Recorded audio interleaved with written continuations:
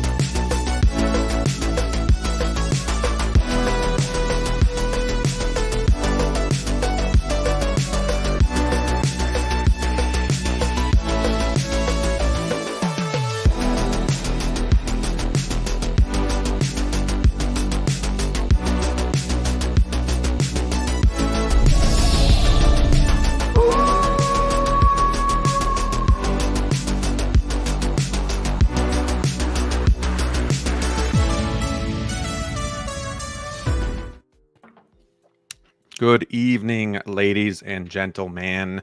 It is Wolfpack Wednesdays, episode 73. Hope you're all doing well. We are tonight's entertainment, and we're going to try and give you the best show possible. There was a pack of four, but Rick is having some technical difficulties, so he will be back with us shortly, I'm sure. But nonetheless, we do have EvilSneaker with us and DLO The Collector. I got to say, this might be a first. We might be having a first time where one of the YouTubers is streaming non-related to a hurricane, but streaming in the middle of a hurricane. You know, like not really chasing the storm, but it's just business as usual. So, Dilo, glad you could make it. If you bounce out at any time, we know why. But how are you doing, sir? How's it going down there? I'm doing good, man. I'm chilling. Got some cold beers in my washer. I got some cold beers in my dryer. I'm just living the dream, baby. Power goes out. It's going to be a party. Power doesn't go out. There's going to be a party here. Let's go. All right. Obviously, not only Dilo, but some of you in the chat, in the community are also being affected by the hurricane down in Florida. Just thoughts and prayers with you guys. Hopefully you're safe. And if you're watching tonight, hopefully we can maybe take your mind off of it for a little bit and just, talk about figures and enjoy each other's company. But we do have Brick in again, and he's looking sharp as ever. So that's good. Oh, good. Good to hear. So I think we're ready to roll. Sneaker, how you doing, man? I am good. Thank you for asking. Groot. It's been a wild early on part of the week. Busy, but yeah, man, I'm good. Excited to talk about some figures. We got some interesting ones to talk about. Kind of, be some good, hopefully some good topics of discussion, especially around this Hano figure. Yeah, another Wolverine, crazy. Yeah. So, but excited to be here. And my thoughts are just with everybody affected in Florida, including you, D-Lo. Thank you. I've got some really close family that live kind of in like that area as well, who are going through it too. So my thoughts are with all you guys. I know I've talked to a few of you guys who live down there too, but yeah, I hope it all goes well and hope you guys stay safe. Right. Appreciate Yeah, well it, man. said. Well said. And you kind of said we got some, I don't remember what the term was, but you were saying it about the figures we're going to talk about tonight, and they're definitely kind of like under the radar figures, like maybe not the most famous characters, or maybe they don't have the most pizzazz, but I definitely do think there's some interesting talking points, and they look solid in general too. So still excited to talk about that. Brick, how you doing, man? How's your week going so far? Oh, I'm doing better now that my internet's working a little better. But if I get blurry, let me know right away. I'll try to fix it. Sorry about that, guys. But yeah, everything's going pretty good. I got my Batman 89 back today, or yesterday actually. But I haven't opened him up yet. So I need to do that, make sure this one is in good condition, and just really happy to have him back in my collection. And then of course there's like 3 or 4 figures that I'm gonna have to pay for within the next week. So I don't know how I'm gonna do it, but I don't know, maybe we can talk about that. Yeah, it's not bad. When shit happens. How do you do it? Where are you putting your Batman? Are you putting him in a 6 series? Are you putting him in a DTOF? What are you doing with that? I have to, with that base, I have to put him in the 6 series. So what I'm going to do is I'm going to move all these Spider-Man stuff down one, and I'm going to put all like the miscellaneous stuff on top. Your bottom that's what I'm shelf's gonna do open for right now. now? The whole bottom shelf is open, yeah. Perfect. Yeah. Perfect. See? Yeah. Well, I'm glad you're I got giving some the room. 89 Batman some respect, putting the And goat. then, yeah, towards and the then I top. have another DTOF right here too. I mean, there's only one spot free, but yeah, just more figures. Yeah. Gotcha. Well, good. I will say you're a bit blurry, but you're still moving fine, and we can hear you fine. So it is it is what it is. But let's check in with the chat, see who's joining us on this Wednesday night, episode 73. We got Luke Christian joining us. Happy Wednesday, Wolfpackers. InArt Harry Potter arrived yesterday. Figures phenomenal, and picks don't do it justice. InArt knocked it out of the park. Any of you boys picking up Harry Potter? Wish I could pick up an InArt figure that's not the Joker and hold it in my hands, but still waiting on Batman. Same. Still waiting on Batman. I'm not picking up any of the Harry Potter ones, but I know, like, we all have the Hot Toys Batman, but the longer the InArt one takes, do you guys feel yourself not caring as much and thinking maybe I just won't even get it? Because that's kind of where I'm at. Like, gets to a certain point, I'm like, it looks good, but I'm on to other stuff.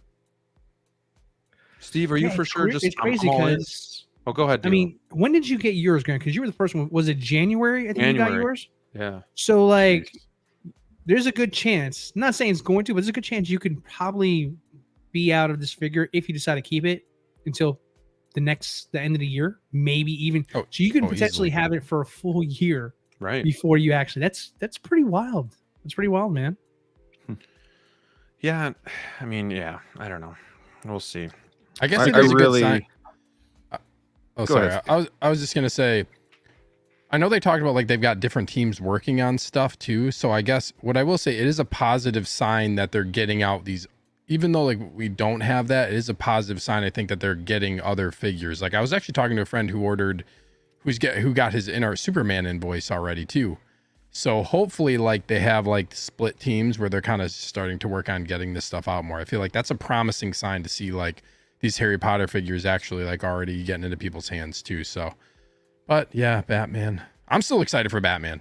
I'm like still like I'm like hyped. I'm hyped on Batman. I know what I have to do, but I don't know if I have the strength to do it.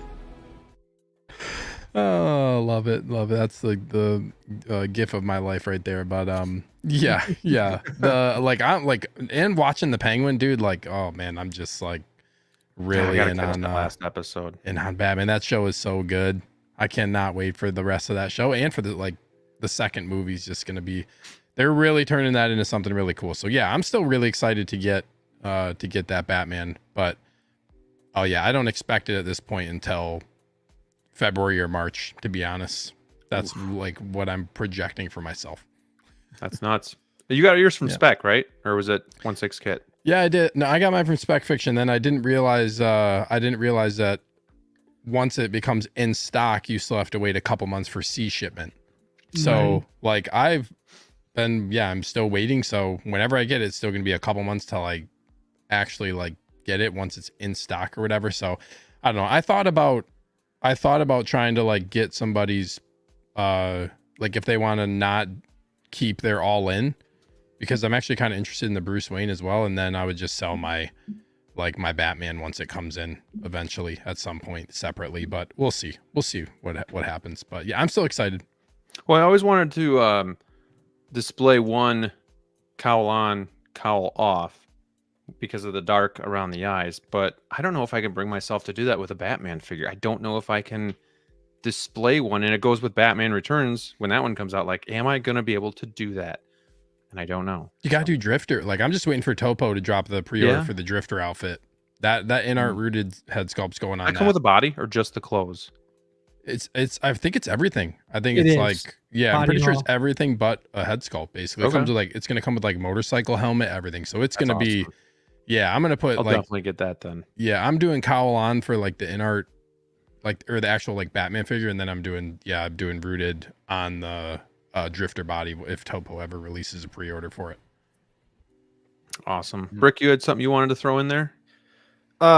Yeah, this was back when we were talking about Harry Potter, how I wish I would have gotten in that line, but it is what it is at this point. I'm way behind on it, so I probably won't go in on that line. Unless, miracle happens where I can get a Harry Potter, and one day if they do a Hagrid or something, but I'm not going to get the whole line anymore. Yeah, but man, that Batman show is just making me more in, or I should say the Penguin show is making me more in on the Batman. And I had a feeling that it would, just because it opens up the world a little bit more. And now they're talking about an Arkham show that they're going to be working on, and it's getting closer to actually happening because of how well the Penguin show is doing. So yeah, very exciting stuff. Arkham show would be based on if they have the same tone as the Penguin for the Arkham show with like what they're showing with Arkham, that'd be cool for sure. I just really hope they change up on the Joker. I don't like the deleted scene or whatever that was in credit. I don't know what. Well, I think that's a good sign that it was deleted because it gave them flexibility. They weren't sure with it, so it gives them the flexibility to change it. Yeah. Because I think they would have left it in there if they were sold on that look or that character or the actor and whatnot. So we'll see. But yeah, I agree. It's a little. Maybe it's something you get used to. I wasn't a fan of the bat suit either, but it kind of grew on me, so I don't know. But first impressions, I wasn't that impressed either. All right. Any of you guys seen the Joker yet? The second one? I just keep reading about it, and I know the ending already. I know one person. I know one person who loves it. Joey, right? And that's Joey.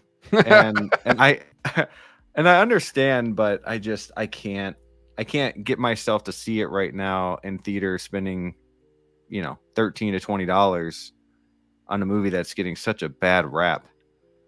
So, but I'm seeing Terrifier 3 tomorrow, so I'm excited about that. Okay. You know what movie we watched last night and then finished tonight? Beetlejuice. Oh, nice. Out on digital. Already, wow. That was only a month ago that came out. Crazy. Yeah, I'm gonna have to get that figure. So it's out on digigal. Like, do you have to rent it?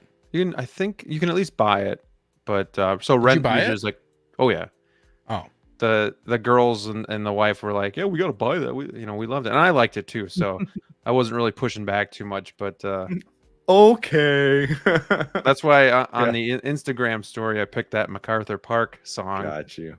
The Cake in the Rain, because we watched that, so I had that in my head. But cute, yeah. All right, let's move along here. Let's see who else is joining us tonight. We have Adric23.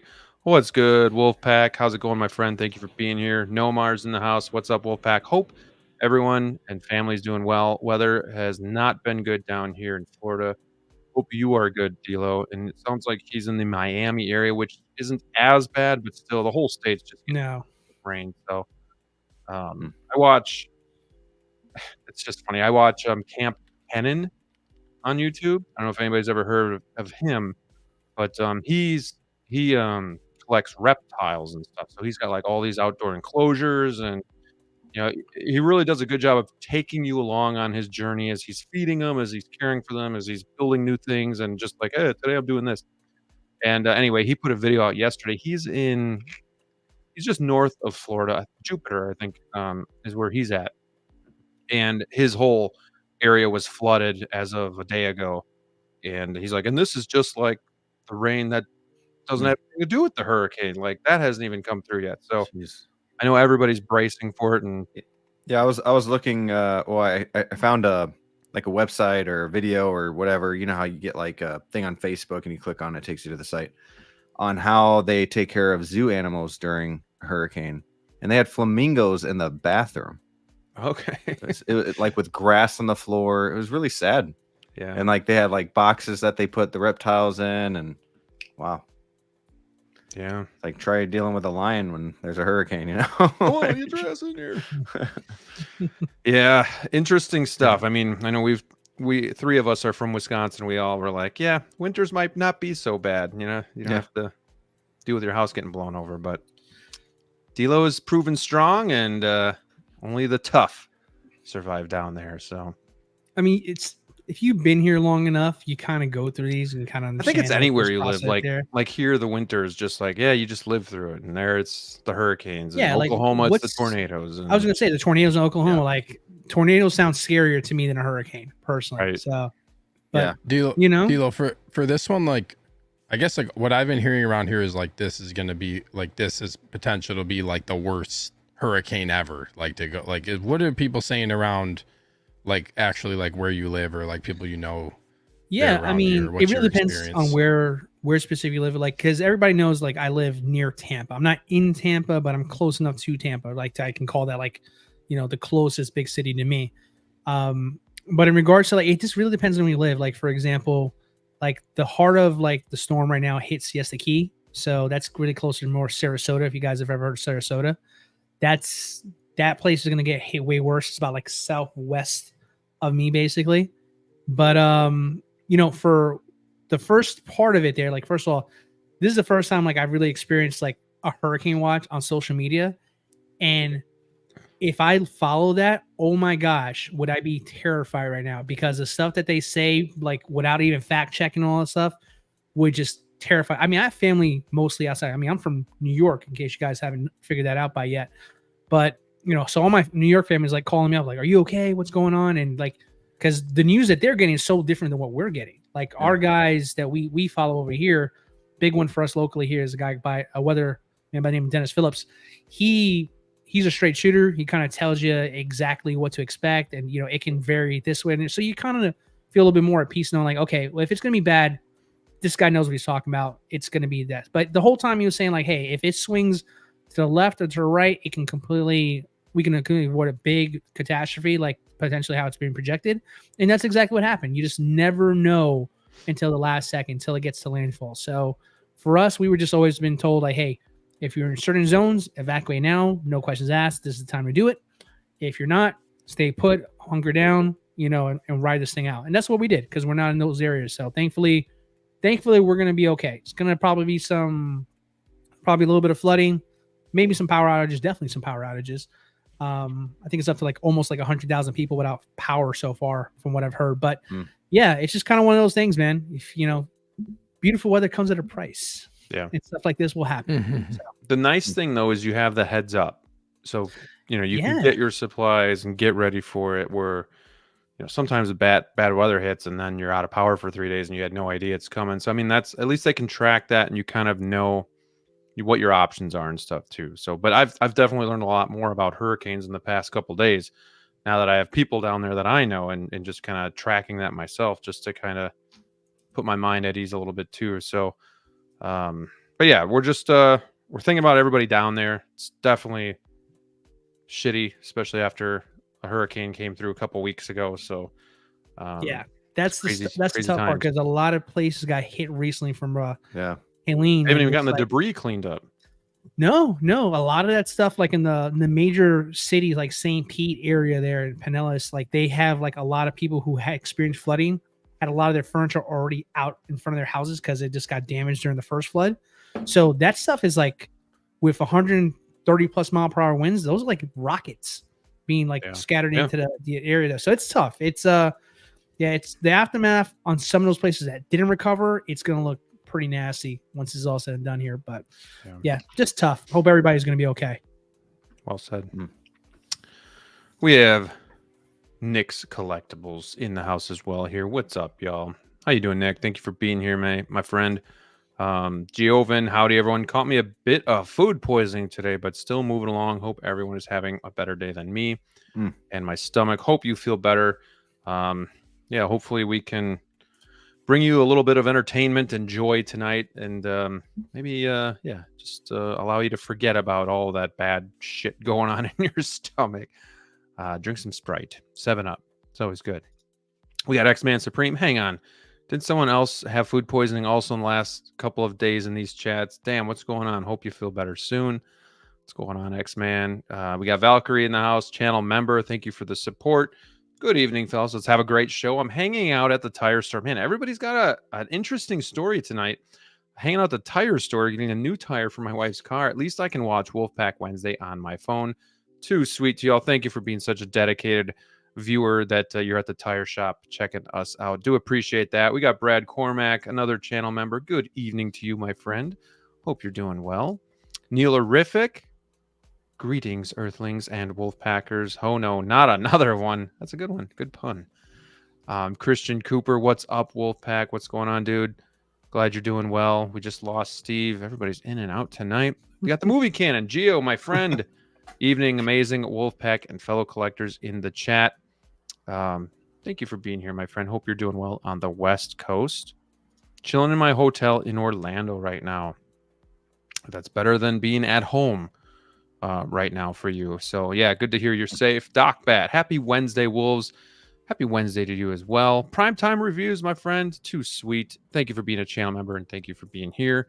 Lots of life changes coming for Primetime reviews. I'm happy for him. He also just got 89 Batman and Iron Man with the gantry. So Nice. So that's pretty cool. He said it took him 3 hours to set up and he's still kind of tweaking it, but man, that is a magnificent piece, and I know I have to check it out at Steve's house yet too. So looking forward to that. Hell of a piece. OG fan when Star Wars was just Star Wars. Hello, everyone. Good evening to you. Universal Key. Hello, hello. Thank you for being here. Christian says he lost power at his house, but no flooding, which is good right now. Just checked on my Ring doorbell. Probably a good thing and a bad thing because you're checking on it, seeing how things are. So at least you're not surprised when you get back, but I could see that being like, something where you keep checking it and you're just kind of stressing about it too. But I think I'd rather be able to check it than not. So I think that's the better end of it. DLO, have you had to do any like sandbags or anything like that, or just kind of boarding up the windows or do you have to like do the whole 9 yards? Well, for me, like I kind of had like an advantage, so to speak, here because I mean I'm by trade, guys. I'm a real estate agent. In case you guys didn't know that, so. When I bought my house, I was working for the builder who built mine. So I pretty much like have like an encyclopedia of my house, how it works, how my neighborhood works. So thankfully it's newer rated. So it can withstand up to categories 4 and 5, in some circumstances, depending on it there. So for us, kind of cool technology. It's like a metal shutter system. It's really high end. Doesn't, have to worry about much as far as like installing stuff. It's really easy. So no old school plywood nails for me. Just put them on, tighten them up, good to rock and roll. Flooding wise, I'm not in a flooded area, and we have a very big retention pond very far out in the neighborhood. So essentially that needs to get filled up first before any flooding can potentially. So I did a lot of research. It was my first house at the time. So knowing that I was going to invest in a house in Florida, I wanted to make sure wherever we're going to go, it was going to be somewhere where I felt safest. So yeah, we to answer your question long-winded way, yeah, we're good. Good deal. I'm always learning something. Brick and I are just here to absorb all the information. I'm just like this. It's actually pretty interesting. Like I've literally just like, if I go on YouTube now, like most of my recommended is either going to be politics because that's been interesting to me because the closer we get, but then hurricane, all the hurricane coverage and stuff. So that's all it is these days. But yeah, good to know. Jose is in the house. What's up, everyone? What's going on, Jose? Thank you for being here. Big Rib, what's up, fellas? What's going on? Hayden Collects, channel member. Good evening. Too sweet to you. Thank you for being here. RDS Geek. Good to see you all in here tonight. What's up, Wolfpack? We got a little Wolfpack cub in the house as well. We got Gaming with Liam. Says, hi, Dad. What's going on, Liam? Thank you for joining us tonight. Hope you are doing well. And maybe you get to spend the night playing games and stuff, just being safe, right? Right, Dad? Liam, if you're still in here and your mom didn't get my text message, get off now. You're grounded. Good deal. Good deal. Let's see here. We got Darth Tamaris in the house. What's up, fellas? What's going on, Darth? Let's see. Wow, he's active, man. Striker 47, too sweet. Wolfpack got the notification that my cane from John Wick is coming early. Looking for Comic-Con next week, going for 2 days. That's right. Forgot sneakers going next week as well. Where did you get John Wick from? Or not John Wick, but Kane from? Because that's pretty quick turnaround. All right, just going through this. I think a lot of people got that message from Sideshow. Actually, I think I saw. Really? Yeah, for Really Kane. quick. Yeah, it was like pretty darn quick. See, that's awesome, but at the same time, I'm just like, how and why and what's going on? Like, I don't get it. I'm not mad at it as long as Bane is like the next email I get in the next. I know. 48 hours, I am dying. You know? I'm seeing everybody's Bane pictures, and I'm dying to I'm get so Bane ready and for that. Tech. To be honest, Yeah, true too. Absolutely. like, I mean, my Bad Batch is kind of like posed together. Mm-hmm. But once Tech comes, I kind of want to change it up completely and do something as like a group photo, if you will, and do something together. But Bane, it's a shame. The other thing I'm like thinking about as I'm, staring at my collection, wondering how I change it up or make it improved and whatnot, is like, I just hate having figures or anything on the bottom shelves. But you have to, you have to have something on the bottom. But it's like, you feel like you're shitting on any figure you put down there. And no matter what, I don't know. It's just bothers me. Well, dude, Unless I you have couldn't agree with you vehicles. more. Like that's why you're hacked to do risers. Like honestly, like I love my display now. Like I can literally see everything because that's exactly how I felt. Like I felt like I was disrespecting the figures I put down there because there's only so much room for places, right? So it's Right. just like, after a while, you can't say, okay, well, I'll put my bad figures down there. Eventually, at some point, you're gonna get rid of those bad figures and find figures you love, and then you got no choice but to put them down here. So. Risers, dude, I got to give you hats off to you. Like when I put on my collection tour and people can see what I stole kind of from your videos that you posted out there, like people are going to see like, wow, that makes such a huge difference. So I'm a big proponent of that. I'm a believer now after your video. So shout out to you for putting that out. Cause I had my Magic case set up for like a good year and a half where I just couldn't see anything below. And it just kind of was a bummer. I actually forgot I had certain figures. That's how out of sight, out of mind it was.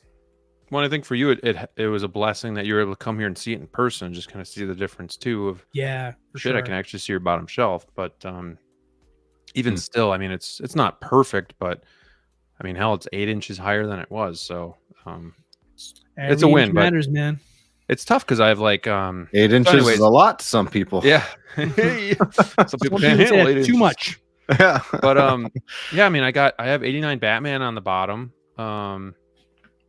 My Mars toys kit bashed with my Joker on the bottom, but then like Bane's gonna go on the bottom. So that's where I'm getting at is like I'm really excited to get him, but I almost feel dirty because he's gonna go on the bottom shelf because that's kind of where the Dark Knight stuff is. So, but it's not like it's terrible. I mean, he's gonna be next to that Tumblr in that Batman that you have there. So I mean, that's sexy.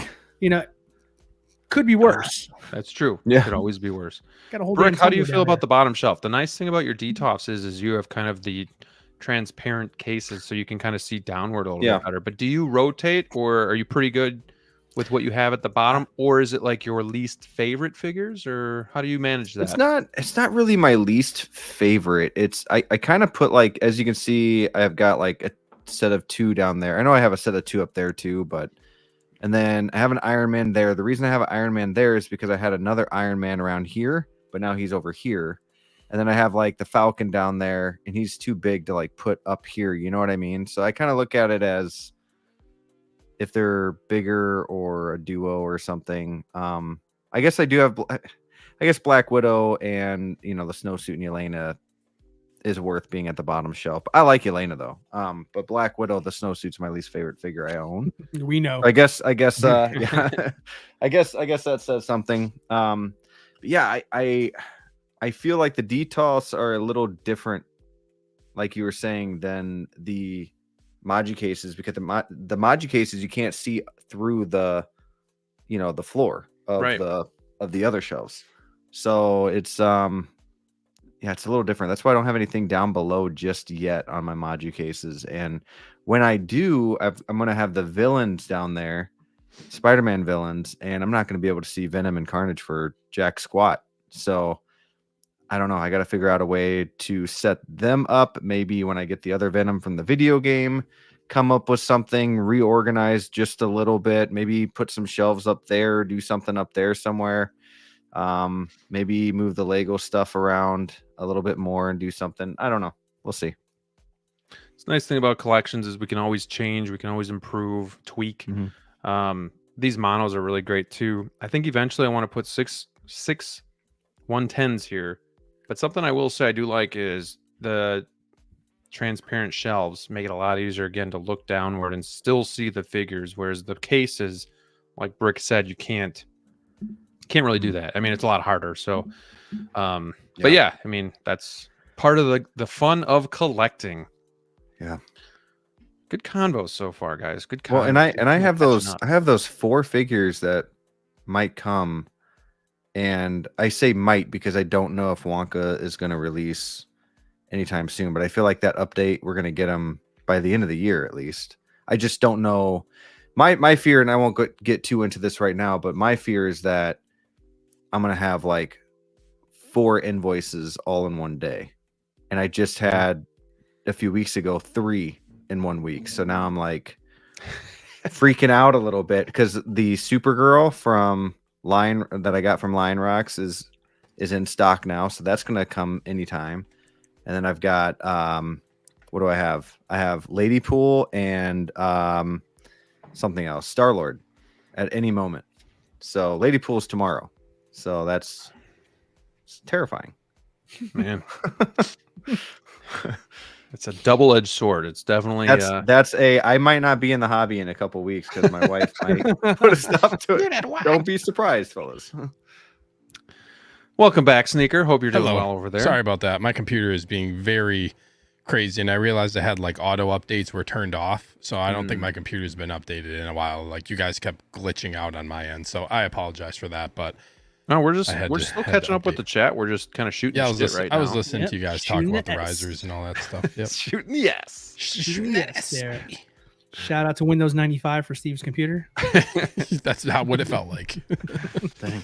We got with Steve and I having the issues, you would think we were the ones having a hurricane. I know, right? I'm embarrassed to be on this panel. Here. Like I'm the one during the hurricane right now, and you guys are having issues. It's insane. Sometimes like StreamYard, like you guys will like one of you guys will be talking. It's mostly like I feel like on Graham's end, but you'll be talking and then it'll completely freeze and then it'll say like everything that you just said in the past 10 seconds. It'll be like you gotta catch up.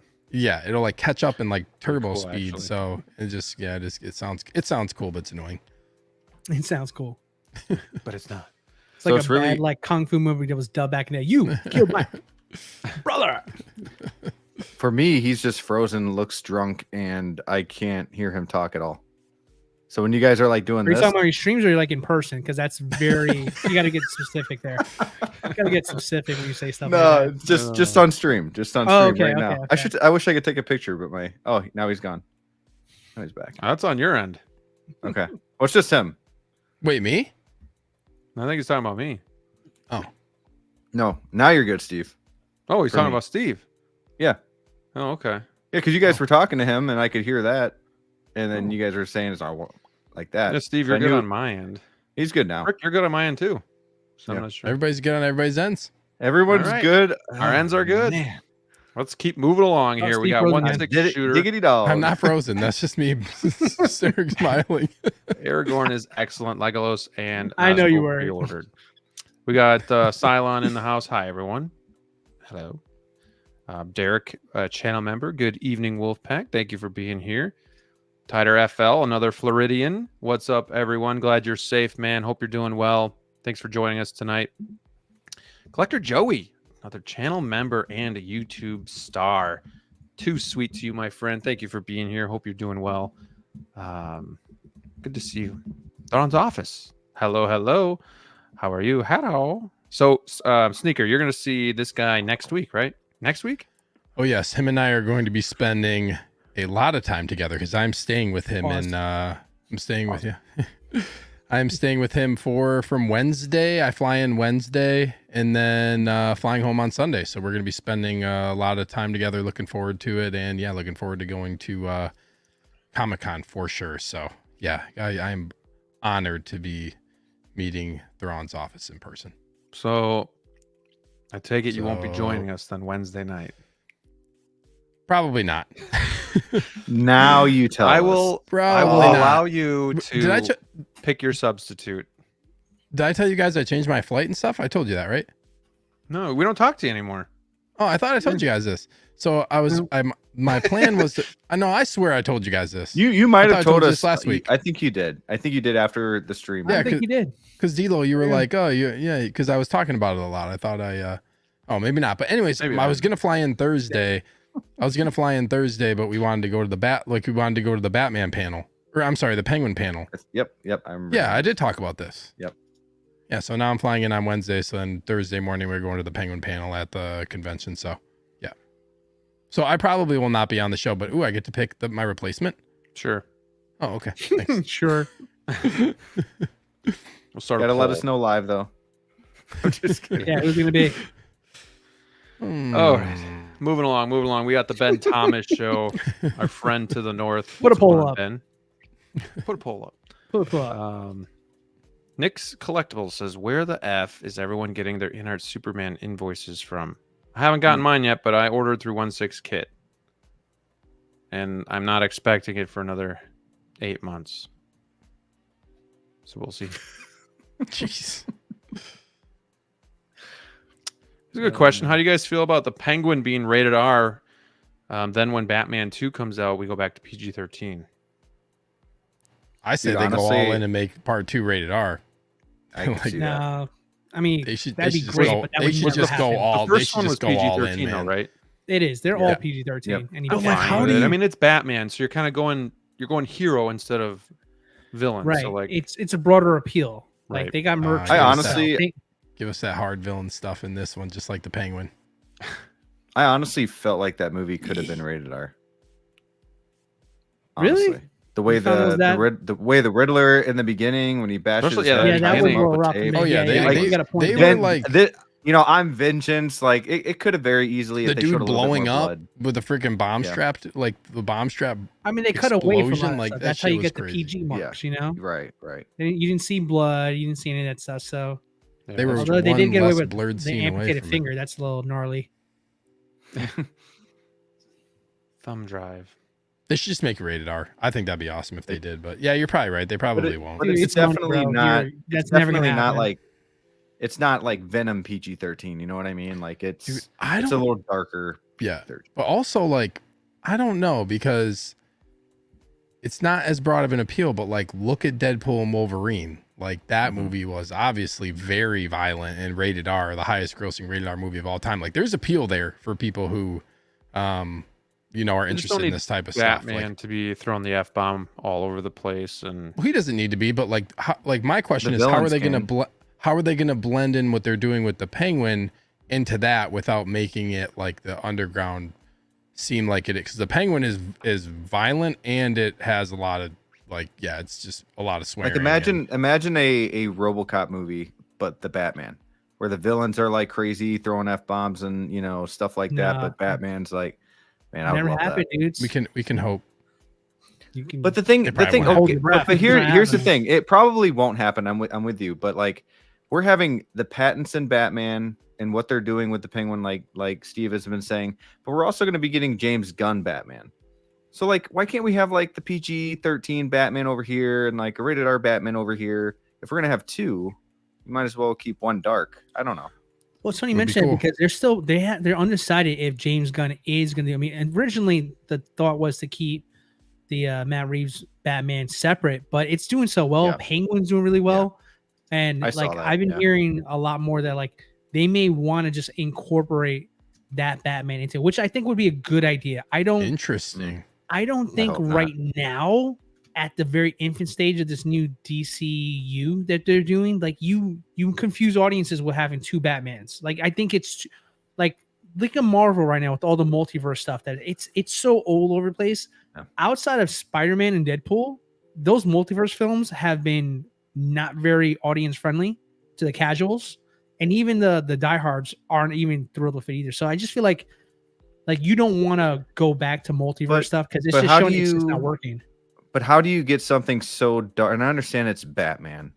Yeah. But then something so dark, and then you look at how he's doing Superman. It's not like Cavill's Superman, where he was still somewhat a little dark and had that edginess to it.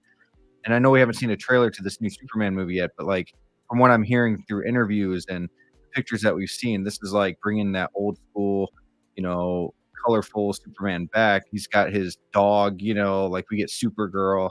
I don't know how you kind of combine that with Matt Reeves' Batman and have like this dark, and then when they meet up, it's like I don't know how that's gonna mesh, but I guess time will tell. Well, I mean, that's the thing though, because I mean, Jose puts it out there. Yes, I read the same report too. Like, yeah, Reeves wants it to be separate, but it's not Reeves' call though. At the end of the day, Sure. like, Yep. remember, he's the director. He has no Yep. say. This is a Warner Brothers Right. property. So if they see dollar signs, they're gonna say, "Nope, it's coming in with us here," because. In my opinion, like as much as like I understand why he wants to keep it separate, it still makes more sense for continuation purposes to have one Batman. And I think like the thing with the thing about Superman and Batman that's always been the unique thing about them is that that's the very difference between the two of them there. As far as like Superman, you're right. Like I love Cavill. I think he's a hell of a Superman. I just don't think he was ever put in true Superman movies, if that makes sense. Right. Like they were more Dark Knight-esque style of what Superman would be like if he was here today, which I can appreciate that, but from a perspective of the character, he's not human, right? So the way he is, the Boy Scout and all that stuff, he's the beacon of what like we should be as people, as a society, right? So he's that level above us there.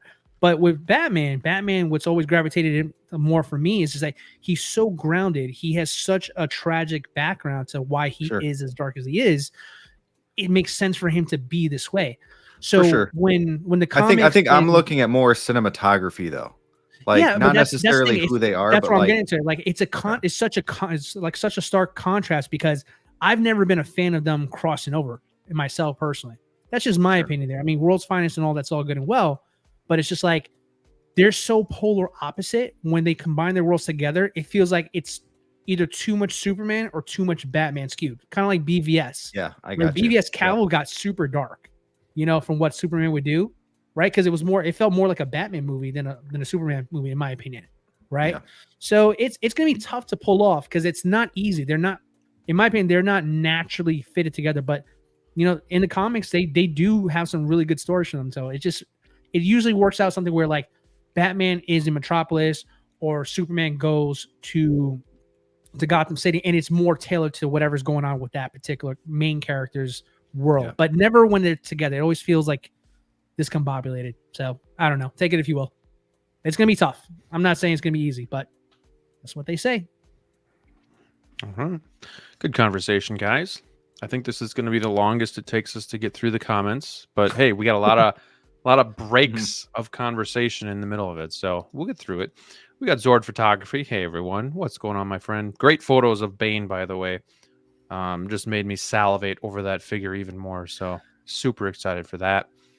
We got Ryan Stadler in the house. I'm almost tired of getting excited when Hot Toys with Sideshow tells us release dates and wrap up your money in it, wait months for plastic to ship from one country to another. He sounds like me maybe 3-4 weeks ago, just super bitter, super kind of just, upset about some of this Ryan, stuff. you're not bitter, but and I get it. So, I mean, do they really, I think when he says release dates, I'm guessing he's talking about the windows, right? And then missing the window, or it releases, but then it takes like 4 months, 5 months for Sideshow to get it to us. Probably what he's getting at here. and then your money's just kind of wrapped up. And I totally get the frustration. Unfortunately, that's the way it is. Like in a perfect world, it would be nice if Hot Toys dropped the figure once all of its, once Sideshow had it, so that everybody could kind of get it shipped out around the same time. But it's just kind of not how it works. But I don't know if you guys have any words of wisdom, or if you're feeling the same thing as Ryan here. Yeah, I mean, Sideshow tends to piss me off a lot. I know it's not their fault, but because I buy it from Sideshow, I like to say that it's their fault, but it's not. I know that. But it bothers me when we don't get information from them. You know what I mean? Like, we don't get an updated, hey, we pushed it from June to August as much as we should, right? We don't get an email. We don't get, like, whenever there's a delay or something, I just feel like it's more like it's been delayed already for a month before they finally admit it. I don't know. And then like other people will get it before you do. And there's like the batch system. And that bothers me too, because they're not delayed yet your batch is, and they're not explaining to you what your batch is. And then you get it 2 months after somebody else. Like I got my Attack of the Clones Anakin a couple weeks ago. Some people are getting it now. I remember I got my oh my gosh. Can't think of her name. Not Queen Amidala, but Padme. Thank you so much. I got my Padme like a month and a half before a lot of other people that ordered from Sideshow. But then there are figures that took forever for me that I'm like, wait, why am I seeing that people are getting their Sideshow figure and I have yet to even get an email saying that, we're going to be taking your last payment out or anything like that. So I just wish there was more updates from Sideshow. And I don't like the whole thing like, well, we don't know either. Yeah, you do. Like, come on. You do. You've been around Hot Toys long enough to have that connection with them, and you know what's going on. Yeah. So, yeah. So I would say definitely an anomaly when it comes to that. Like I understand feelings. what Ryan's saying here, and it is frustrating that a lot of why I don't pre-order is because of that. I'll be the first one. I'm first world problems, spoiled to death with Amazon Prime type of shipping. Like, if I want something, I want it now, I get it now kind of thing. And so it's tough. It's tough, especially in this hobby where things can get delayed, things can be pushed up at a moment's notice to just like sit here on a whim, either A, have the money for it, or B, have it tied up, expecting it to be delivered when it's not. So it's tough. I mean, what I learned was for myself, like, I feel more relaxed if I take Hot Toys, I mean, more specific Sideshows, like incentives to shop with them away by just doing it myself. Like what I mean by that, for example, a lot of people shop with Sideshow because of payment plans, right? And by no means what I'm going to say next is advice for you. This is just what works for me, right? So for me personally, like if there's somewhere else that has it beforehand and is available and it's something I want, I'm going to get it from them, right? I have no loyalty one. I mean, your reward points mean nothing to me if I'm waiting 6 more months than the next guy who has it at his shop, right? So I know everybody gets it from Sideshow, but I've learned from having a comic shop move into my neighborhood a few years ago that doesn't always necessarily mean Sideshow distributes it to you, the customer, first. Sometimes they do it to their retailers before it comes to the customers that pre-ordered directly from them. So I learned that over time. So I don't like that. I don't like that feeling. Kind of like Brick says, if I was like the first guy to pre-order that figure, in my opinion, I should be the first guy to get that figure, right? Yeah. But it doesn't work out that way. It's just one weird, batch system to how they handle their business. I mean, I don't pretend to understand it. So for me, okay, you take away Sideshow's points and you take away Sideshow's payment plans. What do you really have? You pretty much have just anybody. Well, not only that, but you can't use those reward points on figures that are already pre-ordered. They make That's you a good point. Right. They make you use it for something new. Yeah. Right, exactly. Or if they give you the code, if you give you coupon codes, it's, for stuff that they can't get rid of or whatever they're going through. Where I'm going with this here is what I do, and again, works solely for me. Don't do it if it's not work for you. This is just solely for myself.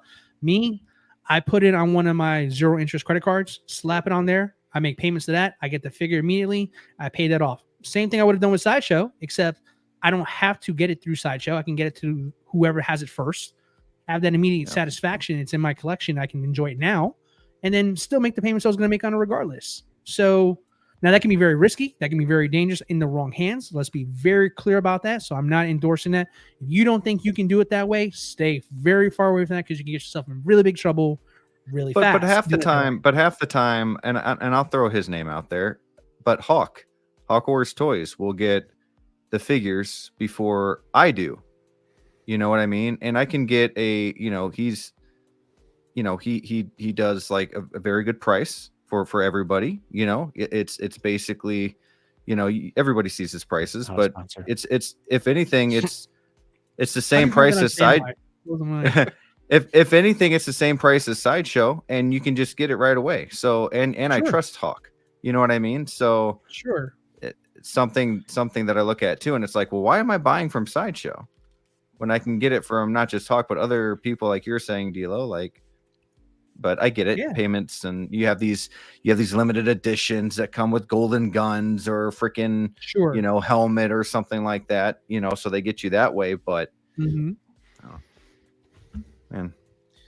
Yeah, something that DLO said too that I kind of do too, and again, this is kind of risky too because there's certain factors that go into play. But sometimes I'll pre-order it through Sideshow, make my payments, but if I can find it sooner, like I've had it with the Obi-Wan Darth Vader, where I waited like 4 months I think for that thing, and then comic book store got it in hand, so. It was delayed through Sideshow, so I canceled, got my NRD and everything back. So it was really just kind of holding my payments and then cancel that, use it to go buy it there. Or if I go to Toys Buying Agent and whatnot. Now, the reason why that doesn't always work too is sometimes you're eating that NRD if it's not delayed. So that doesn't always work, but it's something that I've definitely done in the past where I know I want this figure. I'm going to secure it so I don't miss out.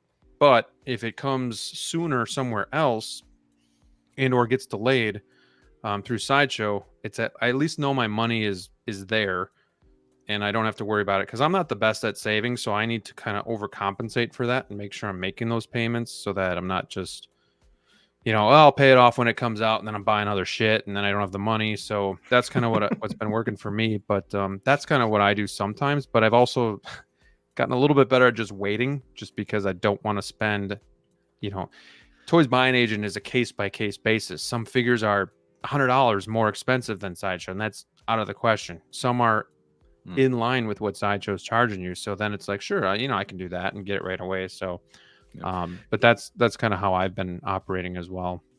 And I do want to say, for the most part, Sideshow has been good to me. I don't want to feel like I'm bashing Sideshow. Like, we all love Sideshow for many reasons, and for example, like my cowl for Batman 89, I could not get it all the way on.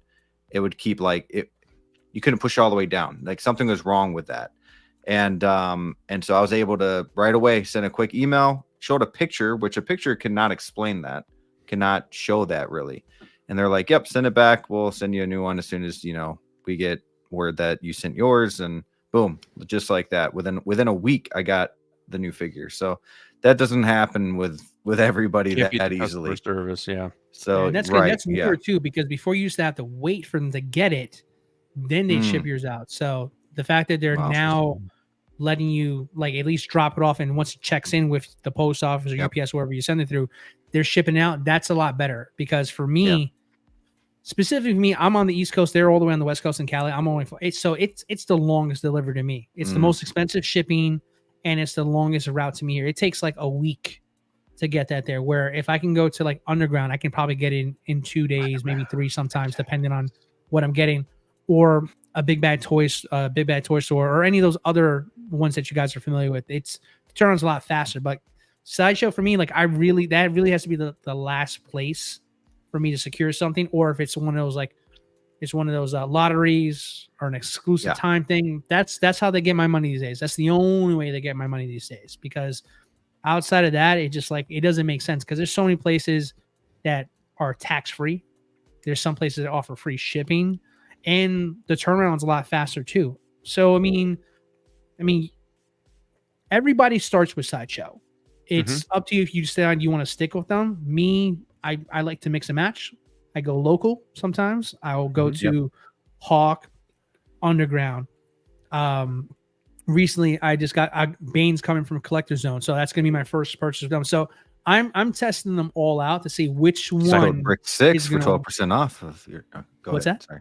No, nothing. What? I was just gonna say Second use purchase. code Brick 6 for Collector Zone.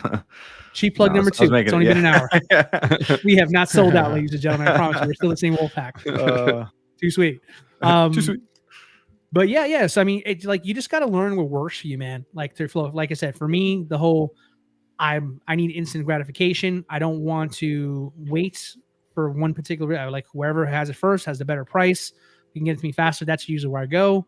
I'll slap it on a card if it's one of those things. I'll make payments and call it a day. But some people, like the idea of just having it on payments early with Sideshow, knowing they have their great customer service and all stuff, and that works for them. To each their own. But I think it's always going to be hard to really figure out what's going to be the next figure that they're going to have in stock, where you're going to get it, etc., like that. So my advice to you is just explore, find other stores, test them out, see what your experience is going to be. Do your research first. Obviously, the research is there. Talk to your friends, your fellow collectors, your YouTubers who have affiliations, whatever you want to do. I don't care. But yeah, just figure out what's going to be for you. That's the best thing I can tell you, because it's no one's going to have the right answer for you. It's going to be whatever works best for you. The best overall experience from like an online store for me has honestly been Underground, though. And I will say that, like, Ray from there, I believe his name's Ray, right? Yep. Ray. Like, Ray. yeah, he's phenomenal. And I mean, the way that he will randomly get figures on there that are sold out elsewhere, and then Steve Not as puts fun. it on everywhere so people can know. Like I have Underground's awesome. So I will say that. Like if I were to buy a figure like full price, it would be either their Collector Zone or from Hawk. Those three, personally. Hashtag not a sponsor. Yeah, because you said that, we really can just bypass Steve altogether, because we knew in 2 words he would tell you where to go. So, Underground figures. Anything else you want to add to that, Steve? No, I mean, you guys all made really good points. Sideshow, I really don't like buying from Sideshow. They kind of force my hand with all this exclusive stuff they've been doing. That's really the only time I buy a figure from Sideshow is special editions. That's it. Like John Wick coming with the rifle. All those damn dark side coins. I should have, now looking back, I should have just not. I shouldn't have cared about the coins. You need a shadow box. But it's fine. It's fine. A lot of those figures aren't like super. The more expensive a figure gets, the worse it is for Sideshow, because you pay more in tax. Some of those bigger boxes are more shipping. So I only buy Sideshow if it's special edition. Otherwise, like, yeah, I mean, everything else that I get is Underground figures. And also, like, you get Sideshow customer service with Underground. Like I've had actually multiple problems. I had like a string of just bad quality control with figures that I bought from Underground. I send him a photo. He's like, I'll send it to my Sideshow rep. I'll get back to you in a few days. He gets back to me. This is the plan. This is what you have to do. If I have to send it back, he gives me a label. I send it back. And then usually Sideshow will just drop ship whatever back to me that I need. So even if it's a replacement figure, like I replaced like my full Toby from No Way Home, because the forearm was completely ripped at the seam. That's right. It was completely ripped. The whole entire forearm was ripped open. So yeah, he just sends like a label and stuff, send it back.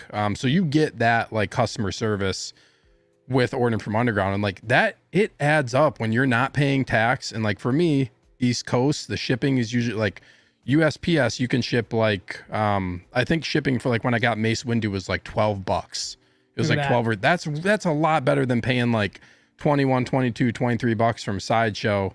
And like now I'm kind of like all about like getting it double boxed, because coming from California, like it gets beat up. If I don't double box from Sideshow, my stuff gets dented. So I always double box from Sideshow, which adds up. So when you save like that extra 20, 30, sometimes $40 a figure, when you buy multiple figures, like when you get into 4 to 5 figures that you've bought, you're essentially getting enough money for another figure. And also, like, you're not really waiting that long. Like, Underground gets their stuff from Sideshow, which, in my opinion, it's all random. I don't really care at this point how long I'm waiting. I'll wait to save that amount of money. Like, I'm just gonna wait. I don't really care at this point. It seems like some figures come faster than others. It doesn't really matter for me as far as how long I'm waiting. So that's kind of my strategy with it. I would not buy from Sideshow if it wasn't for exclusive stuff, just because like it's the price that you have to pay with tax and shipping, just like on a lot of figures, just kills it for me. You know, when you can save that money, so many other places you can save that money elsewhere. So, but they're still great. I see why people buy from them. The customer service is, yeah, I get why. That I will say, the last thing I'll say about Sideshow, one of the best things, probably my favorite thing, is if something comes into stock. Like I had this happen with like the Clone Commando. I'm like, I just bought a bunch, like I bought a couple figures I got invoiced for, had to pay for them, and then like the Clone Commando, and then Scorch was another one. And you can still, when it says like, oh, it's going to be shipping within the next 7 to 10 days, you can still put it on a payment plan for a couple months. That is nice for me, where I'm like, okay, I don't want to buy this right now. I can stretch this out a few months, and I know right when I'm done paying it off, then it's going to ship to me. That is a much better payment plan for me than like paying in advance payment plan. I like that, how you can kind of prolong it also if you need to in certain situations. That works for me. And plug for DLO too for the credit card stuff, because I'm kind of like a credit card snob too. I like my cash back with credit cards, and you can do like, you can just create your own payment plans on credit cards and get bonus points and stuff. Like that's free money to me. So I'm with DLO on the credit card stuff too, if you manage it, like you said, very wisely. This is not financial advice, but by no means, like, you can take advantage of credit cards, and like you're responsible with that for sure. Yeah, you can take advantage and get cash back for credit cards. Like you can get more money for yourself by doing it that way too. So lots of different ways to go about it. But yeah, that's kind of get those Southwest points, baby. Free flights. Well, since you guys never fly to see me, I'm gonna need those points eventually if I'm gonna go and see you guys again. I'll take that. But I am curious. I wonder if we have anybody in the chat now who is in California. I know Sideshow is based there. Is your experience any different than the rest of us here? Because I mean, you guys practically can walk to headquarters. I'm sure some of you, right? So I mean, Geo Jazzy. Is shipping expensive for you guys still? Do you get it quicker than everybody else? I mean, if anybody's here from Cali, let us know. Yeah, I feel like I've heard shipping is like get to you in the next hour. I feel like I've heard shipping. I feel like I've heard shipping is like kind of like they do like kind of like a flat rate style system, where like even in California, like the shipping rate is still pretty comparable to like other states, because they charge you like a lot for shipping basically. Yeah, I heard it wasn't great. Like there wasn't much of a benefit of being close by. Yeah, it doesn't change much. But yeah, let us know. Doc Bat's in California as well. Let us know if Tristan's in Cali. Same price. Let's keep moving here. We got an hour into the show. I feel weird an hour in. We're like, all right, here we go. I'm gonna just say I want to say hi to a few people here. We got Anakin Skywalker joining us tonight. Man, celebrity in the house. It's pretty cool. Let's see. Scrolling down. Skip. We got Clinton Martin in the house. What's going on? Howdy, folks. What's going on, Clinton? Hope you're doing well. Welcome to the show. We're just shooting the shit tonight. Got some figures to talk about when we're good and ready. Jazzy is here as well. Good evening. Sending prayers to Florida. We all appreciate that. I'm sure DLO does too. SG Collectibles. Anyone has had experience with something catastrophic, has recovered their collection with their insurance company? Just wondering. So has anyone had a bad experience, catastrophic, and had to recover their collection through basically insurance? Let us know in the chat how that worked out for you. Hopefully nobody has done that or has to do that in the future. But it is a real thing. Sad thing is, Graham and I were joking earlier, kind of checking in on me. I said, ironically, State Farm got a collection tour video before I could put one out on my YouTube channel. So yeah. In these kinds of situations, I've been told it's best to record everything in case you have to file a claim and they don't believe that you spent this much money on action figures, like me. Oh, embarrassing. You did what now? How much for Luke? Yeah. We got Kirby Kai in the house. What's up, all? Hoping all y'all down south of the border are holding up, especially in Florida. Appreciate that. We got one Adam 12 channel member. Hey, Wolfpack. Hope all is well. What's going on, my friend? We're getting there. I'm moving along. Yeah. Patrick says, Bane, so good. Joe P says, finally got Attack of the Clones Anakin. I'm ready for a months long wait to get Bane. I hope not. I really hope. That one's going to be tough to wait on. So I need to wait on Star-Lord, so Bane can come first. So you don't have Star-Lord paid off? Is that correct? Star-Lord's one that I have not paid off. And I'm like the opposite of Steve. Like I like to pay my figures off like before they're even released, just to, like, if I can, right? Like I will do that so I don't have to worry about it later. That's just a preference, I guess, but I definitely see where he's coming to, where it's like your money's like wasted for 6, 8 months, 9 months, whatever. It's the worst feeling in the world. But it's so nice though when it does ship and you get that invoice and all you're paying for is shipping. It's like, oh, that's easy. So like when Star-Lord and all these other figures come out, I'm like, shit, those ones I haven't paid off yet. See, and I kind of look at it like you do, Brick, and I didn't always do it this way. I rarely ever did a payment plan. It was always NRD. I will pay it off when it is ready to ship. But like for stuff it's getting so expensive. But like Jack Sparrow is a great example where it's a really expensive figure, but it's one I want. But seeing the progress I'm making and it's almost paid off, it's like paying off your car almost, like paying that thing off from May to the end of the year, and I only have like 2 payments left, and that thing's done. So like that to me is a great feeling to know, like it's and then you usually don't have to pay for 4 figures in 1 week, right? Like you don't have to worry about that, where I have to worry about that this time because they are third-party figures, so I don't know when they're going to release. But yeah, it sucks. Yeah. Can I ask you guys a question? Yeah. Related to the same topic. So like, what stops you from like just taking that money? Say you're like, oh, I would have paid $50 this month for that. I'm just going to put it into like this account, like a figure savings account, or however you want to do it. What stops you from doing that versus like giving it to Sideshow?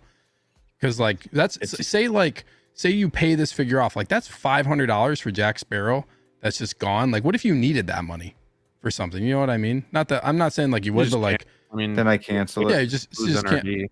Yeah, so you just cancel. But then say like, what if you still want the figure, but it's not going to come out for another, like it keeps getting delayed. Like, you know what I mean? Because then your hand is forced to cancel to get your money back. So like, do you feel like you just like, do you feel like you would be just like, oh, I would just use that money for something else? Dude, honestly, for me, I see it as just being easier to do it this way with Sideshow personally, rather than if exactly what you just said, if I put it into another account or I take, let's say, cash, like I will literally feel like I'm going to use that for something else, whether it's a figure, whether it's cases, whether it's, it's an easy way to just get your money. Yeah, like I know it's there. Sure. I don't have to worry about it anymore. Figure's good. Okay, Rick and I aren't the best at saving, so this kind of does the work for us too, because it just takes the money out, right? So like we can just do a spreadsheet and say I'm willing to pay this much a month. Okay, well that'll get me about 3 figures a month to pay for, right? And then I just know, hey, if this one's coming out the 5th, this one's the 15th, this one's the 25th. Like that's, for me, it just takes the guesswork out of it, where if I put it into an account, it's perfectly fine, because then if there is an emergency and whatnot. But and for me typically too, like for figures that I really want, like because I really want to pay them off and I really want them. So like to me, it just makes it easier on me, less thinking for me to do. But yeah, for me too, when my wife sees, because we both look at the accounts, and when she sees $50, $30, $80 go to Sideshow, she's fine with that. But if she were to all of a sudden see $400 2 weeks later, $400, it's like, what the hell? what are you the blow a little doing? bit Like there, that's yeah. $800 in a month. Whereas it doesn't look like that to her when she sees like $80 a month kind of thing. It's just more balanced overall. Yeah. Mm, But I wish I was as good as, I mean, some people where they can just put it to the side or, you know, not worry about it. But sometimes I feel like too, if I don't pay it off, I'm not going to get it.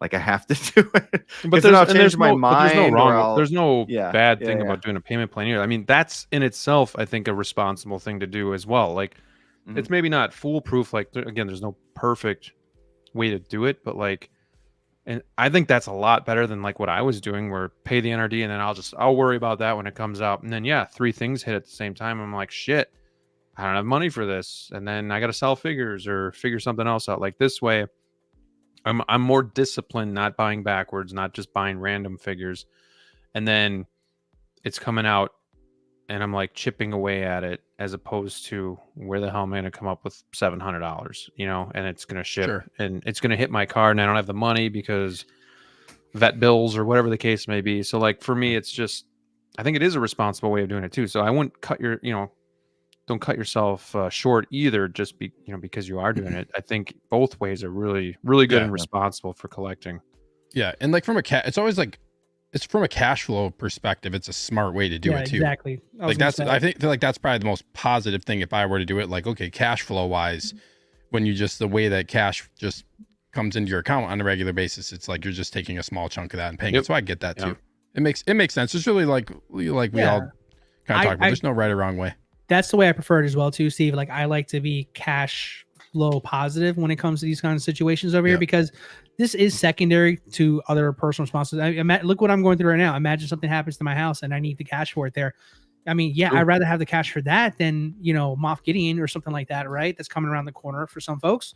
So like for me, my mentality of it there is like, hey, if I have money available to me here, if it's there at the time, I'll use that.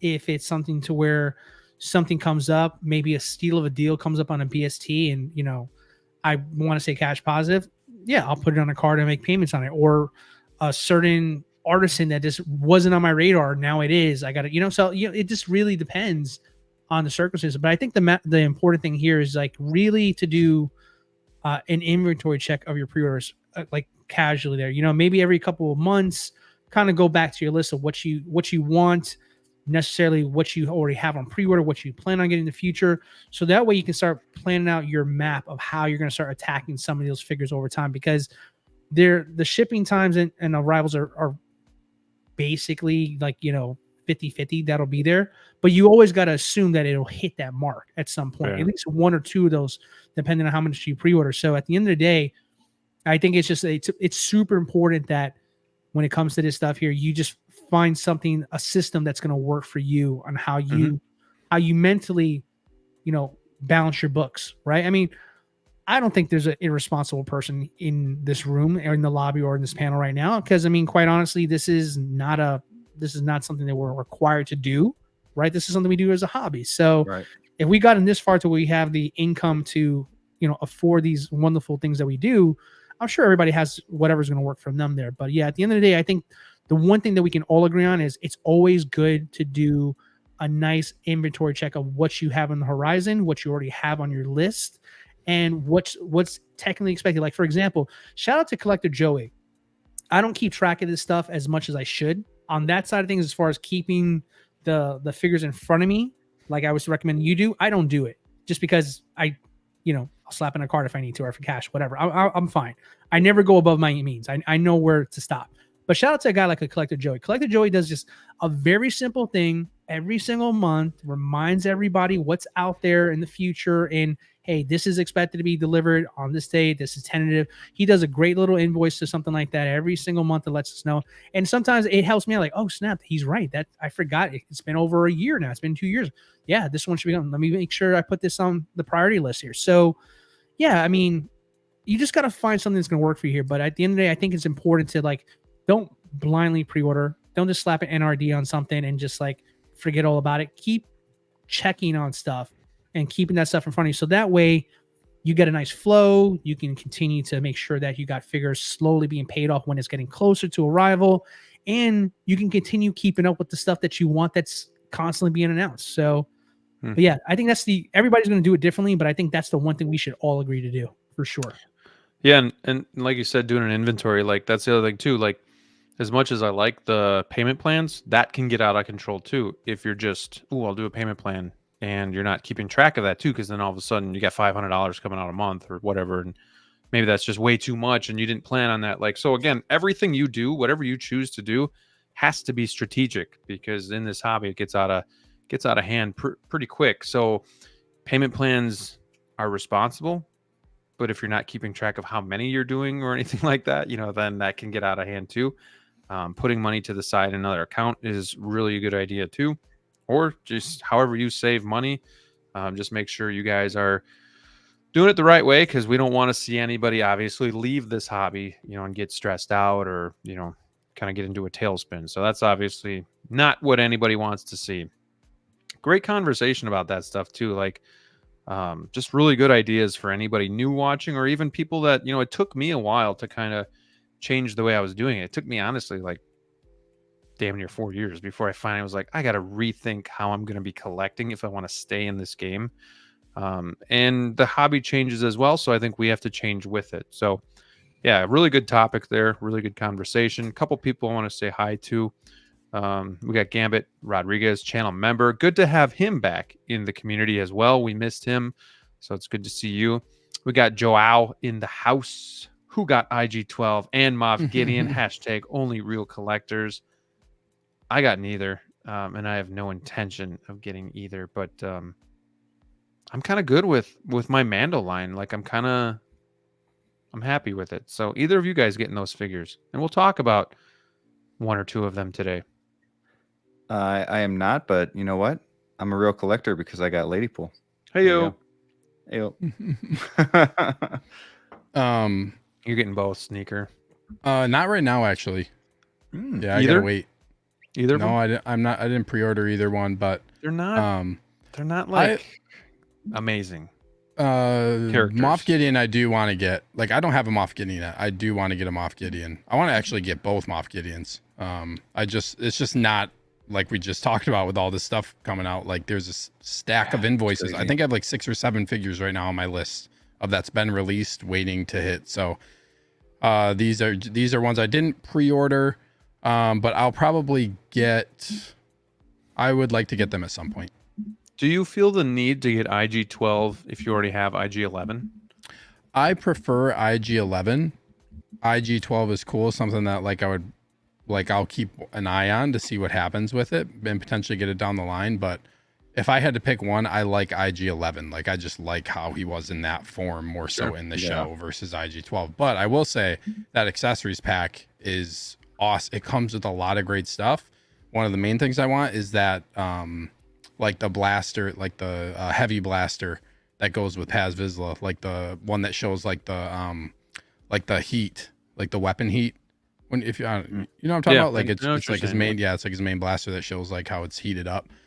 That's like one of the main things I want. So we'll see. Eventually I would like to get both of these, but I can't right now. Yeah. So no matter what you think about the IG-12 figure, either, like, I think we can all admit Hot Toys was smart about it by offering all of those accessories, because I know on Toys by An Agent it's sold out already. It must be pretty attractive to collectors that want at least the accessories to go with it. So yeah, smart on them knowing kind of what they had, and then say, well, what can we do to make this an attractive figure? Yeah, you get like the Mythosaur shoulder piece for Bo-Katan, shield.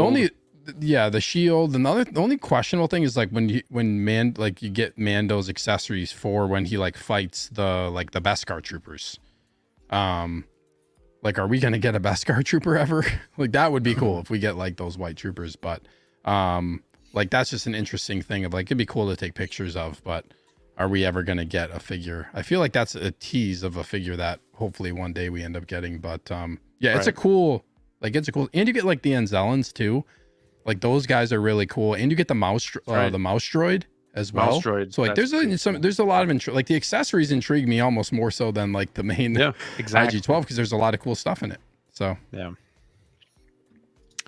Hammer of God is here tonight. How goes it, Wolfpack? DLO, hope you and the fam stay safe down there in Florida. Appreciate that, man. Thanks for joining us tonight. Yeah, Ekwan joining us as well. InArt Superman, bro. Are we still on InArt Batman? Bro, we are still on InArt Batman. Yeah. Yes, we are. Oh, Joao. Batman is for kids. Penguin is for adults. Man, I'm really far behind in the chat. Sebastian, hello guys. Question about how to take care of silicone hot toys. I got the original Hano Wolverine, and of course the arms are silicone. I'll let you guys go on this, but I think the only thing that I can think of is you're not leaving them in dynamic poses long term where the silicone could stretch and rip. And then I would assume climate control would be important too, because you don't want the material to become like brittle or dry or, in sunlight, and then, bad things happen to it then too. But I don't know if you guys have any 2 cents that you want to throw in for that. I thought that, from what I've been reading, I don't own Bane will be my first figure. Well, I guess Peacemaker. I don't know what Peacemaker's body's made of, but from my understanding, this silicone that they're using is like a medical grade that's supposed to be able to withstand actually having them in bent arm poses for a long period of time without you really risking damaging it. I don't know if DLO, you might have some more to add, but that was my understanding, at least with the Bane figure and with these Hano Wolverine figures, that you can actually have the arm bent up for a long period of time without risking damaging it. Yeah, there's a way to treat silicone just to last longer over time. It escapes me how it is. I think when Hano first announced it, I think we had a conversation about it, and honestly I think I forgot how the treatment is. But yeah, I mean, it's one of those things where, kind of to the point of the medical grade part of it, there, it is a lot more durable. It is able to withstand posing more. So doesn't mean it's perfect, but it will last longer if you keep them in pose for longer times than the stuff we have now. But having said that, there's things with silicone that you have to treat more from the statue community. They're really the better ones to answer that question there, quite honestly. I remember seeing a stream with someone talking about it for their statue. And I think that one thing that I recall in that they're not so much how he treated, but basically apparently the silicone will sweat at some point eventually as well too. So yeah, I mean, I don't want to give anything specific on an advice here because I would hate to be the person that gives you the wrong information on that. True. Without knowing for sure. But yeah, apparently to the point of the durability, it is a lot more durable. It can hold poses for longer. It can rebound better than the stuff we had before. And as far as how to treat it, Google. There you go. See, we got Off the Wall joining us tonight. What's going on, my friend? Of course, Doc Bat is here as well. We got Luis joining us, giving a shout out. What's going on? Hope you're all doing well. KG is here. Good to see this guy. Love to have him on the show one of these weeks as well. Tristan is joining us. We got How You Figure, channel member of the Jedi Knights Watch. Thank you for being here, Justin. Maybe you'll be Steve stand-in next week, but I don't know. Checking in on Steve's Sunday night shows. Good luck getting that guy on the show. God. Yeah, I don't know. We'll see, man. That's tough. Malgus for Emperor in California, and it's $12 for Sideshow shipping. Oh. So Carlos also in Cali, shipping always around $20, but delivered next day. So I mean, that's nice, but doesn't sound like you save much money. People live in Cali should have an Uber option or something like that. You can right. Uber your figure same day. Yeah, I mean, people have said it'd be nice if I could just pick it up, but Sideshow doesn't let them do that. That would be awesome for people in Cali for sure. That would be cool. Yeah. Collection Obsession is joining us tonight. I'm in Southern California. I get Sideshow shipping the next day. Shipping is expensive for being so close. Jazzy said, "Earthquake hit in California.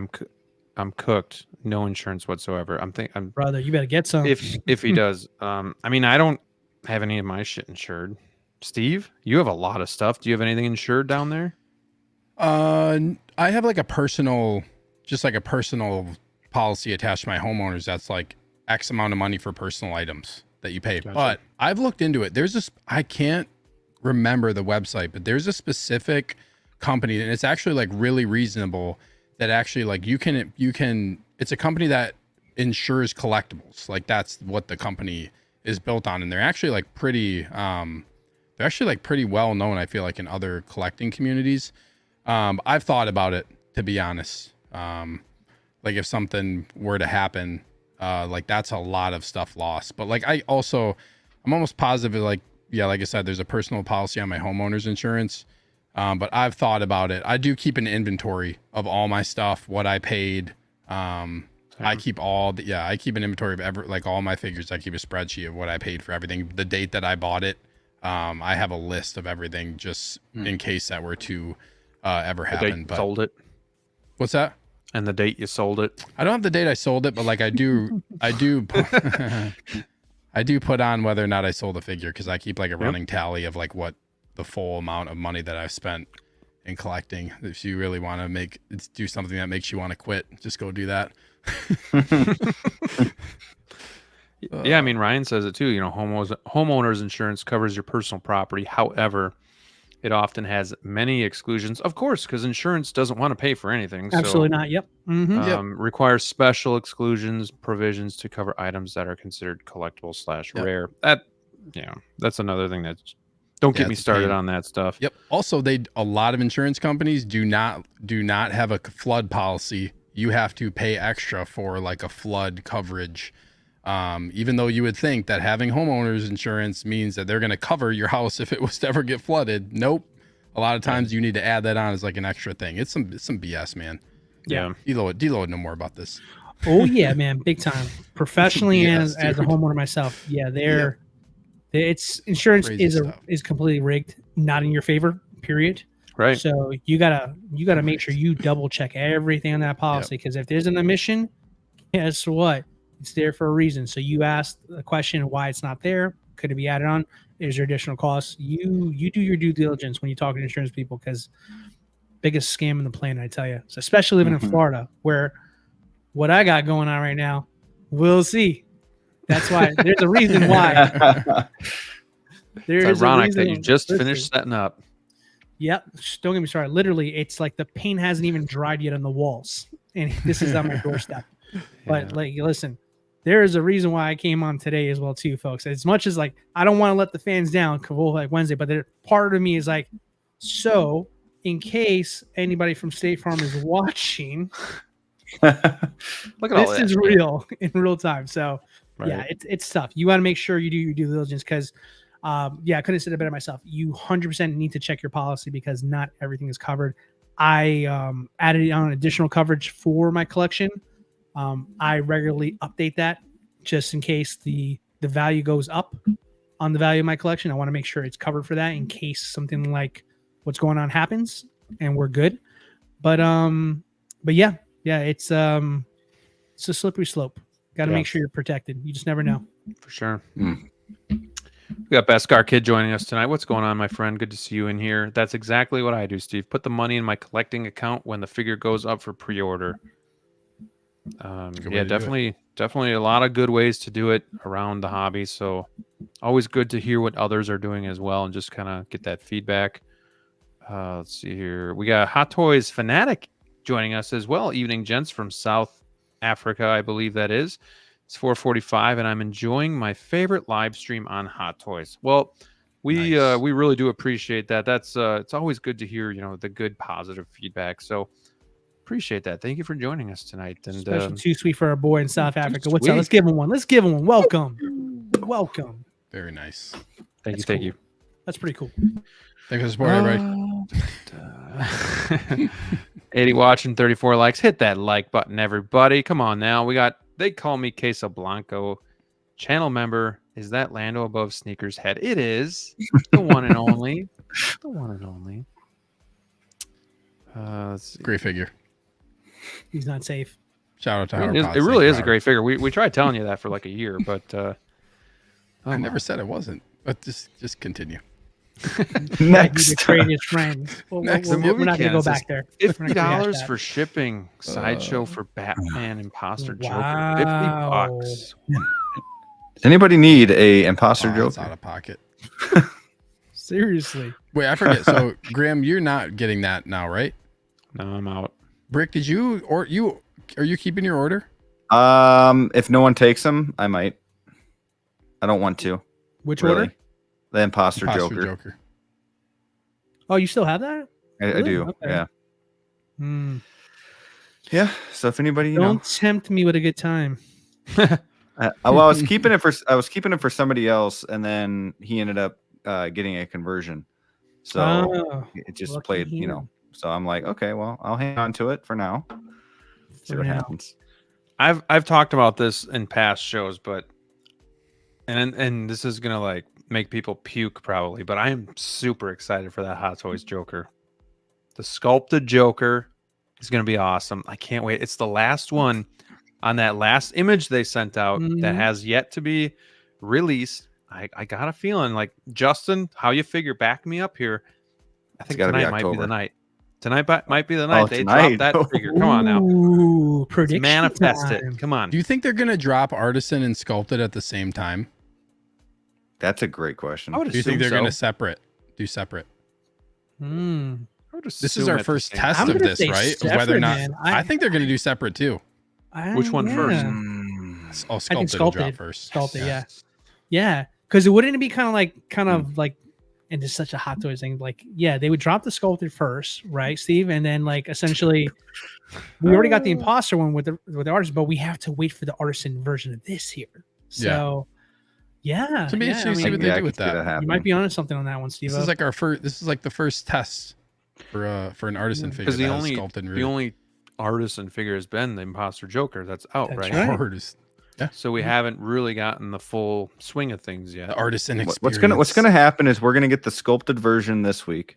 Yes. We're gonna get then we're gonna get artisan this Anakin in like a month.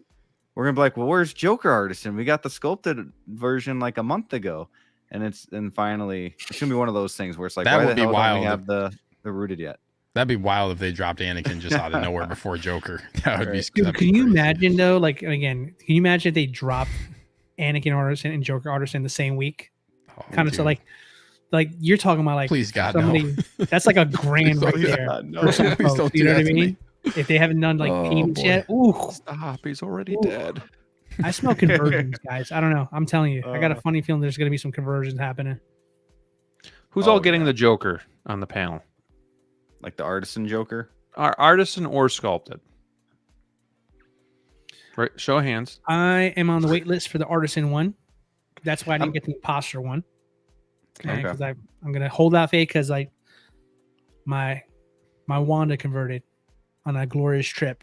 That was So awesome. now I have faith in the wait Good list now. memories. So I am gonna hold out Murray and 24. see if I can get a wait list conversion. If it doesn't, I might get sculpted. I was gonna. That was my next question. Is it I'm doing like the same thing you artisan are, or DLO. bust for you? But sounds like you'd No, be no. okay. I would. I think Yeah. sculpted. I agree with you. I think the sculpted looks great. It And looks honestly, fantastic. part of me is like kind of dreading having too many artisans because I mean it's great, but then there's also work involved in that too. And you know how I feel about that. So Right. I mean, if I can't get Joker artisan, like it looks great. I wouldn't be mad if I got the regular one. So yeah, we'll see what happens. I'll get either one. You know, we'll see if I get the artist one. Yeah, I'll get it. But if it doesn't convert for me, I'll just pick up the sculpted. No big deal.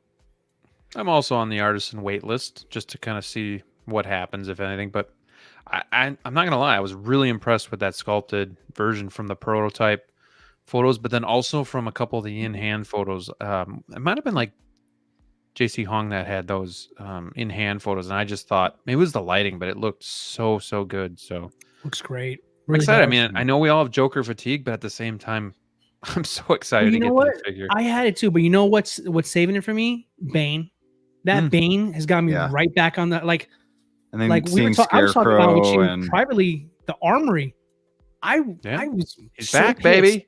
I was so pissed when those armories were dropping back to back there because I'm a guy who bought the We DX19, remember. and I was just like, I'm gonna wait for InArt. Screw Hot Toys, man. But dude, this is how they collect. This is how the hobby pulls you in, man. This is like when you think like you think you're in control. Hot Toys like, you want to see what we did with Bane? Mm. Now don't you want the Joker now? How about the armory? Would you buy the armory you got? Would you buy it for a second time, DLO? Maybe. I might. But It'd be such a great setup, though. I You mean, need a tumbler.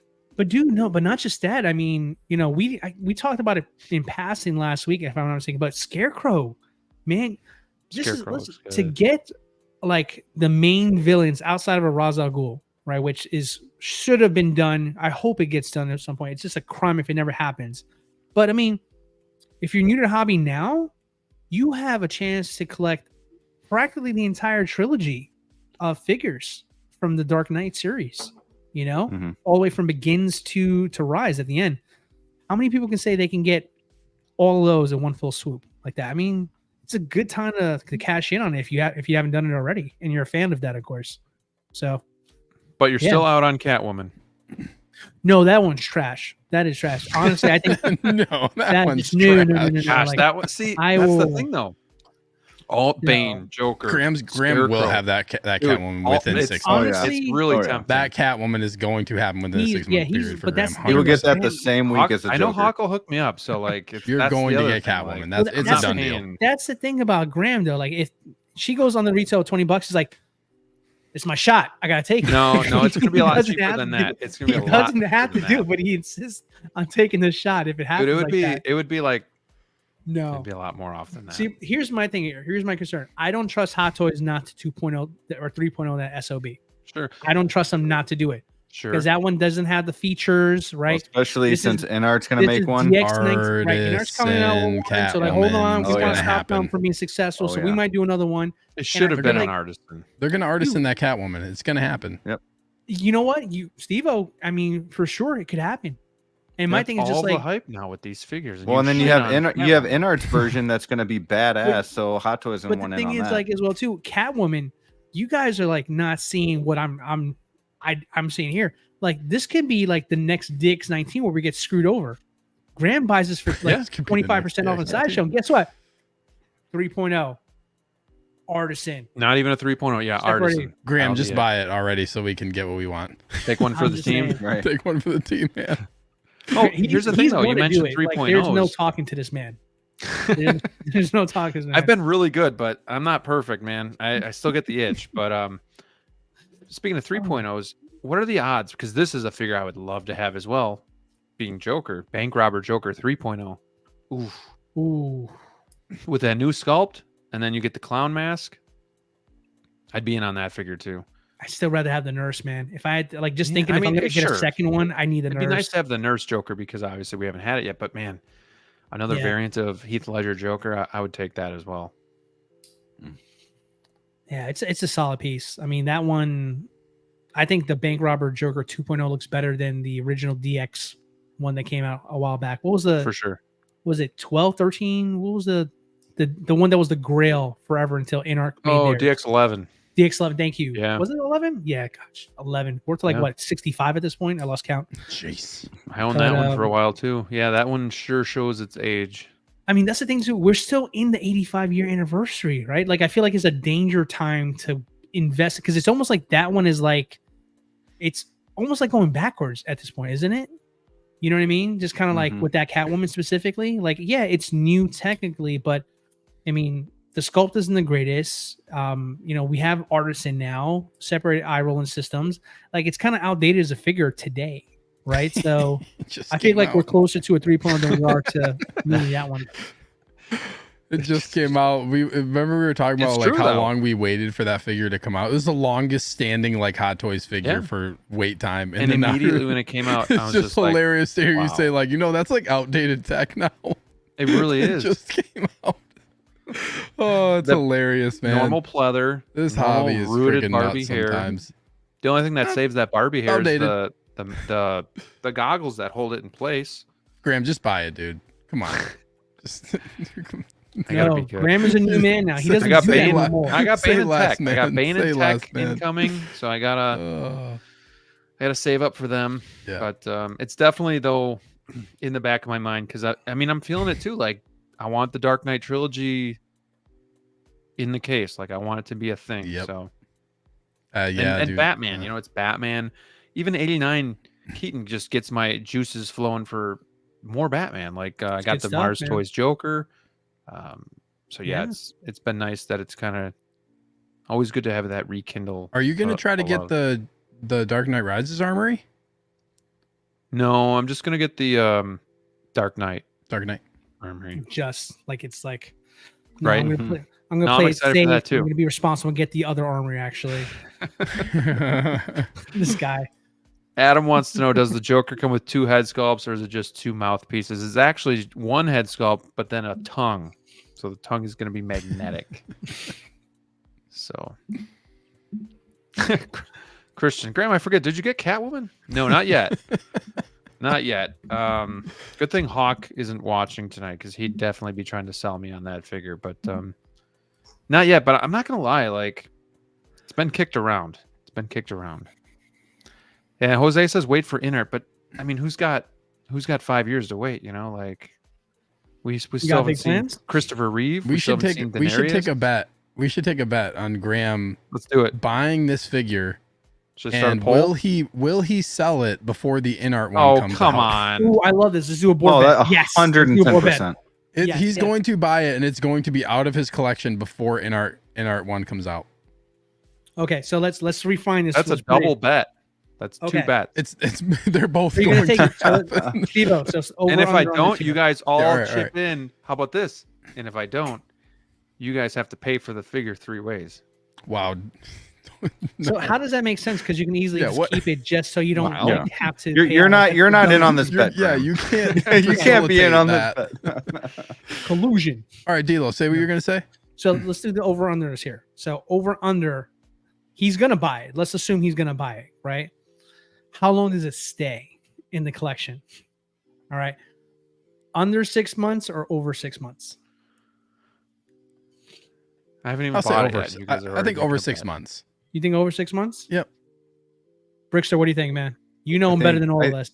I think over 6 months, but not by much. I think it's less 6 than a months year. and a day. Yeah. You're right. I'm gonna take the under. Under. I'm gonna take the He's under. gonna buy that, realize how shit it is, and then You're betting I buy it, and then you're betting I sell it before 6 months. No, you're gonna buy it. Like us as a That's we all know community. you're established. right. Yeah. Wait, how many people do we have in the room right now at the moment? There's Put a poll up. 77 in the room at the moment. Yeah. Or So Blue Graham by Catwoman. yeah. So everybody knows you're gonna buy it. If they've watched one episode of Wolfpack before, they know you're gonna buy it. But how long will you keep it is gonna be the question. Because something else. I really wanted Potentially- that figure. She was on my list, and when I it was know. like the Batman Yeah, you Begins wanted that all figure over bad. But again. you haven't pulled the trigger yet because you Oh. know it's not worth the price that it's going for. So you're waiting for a discount.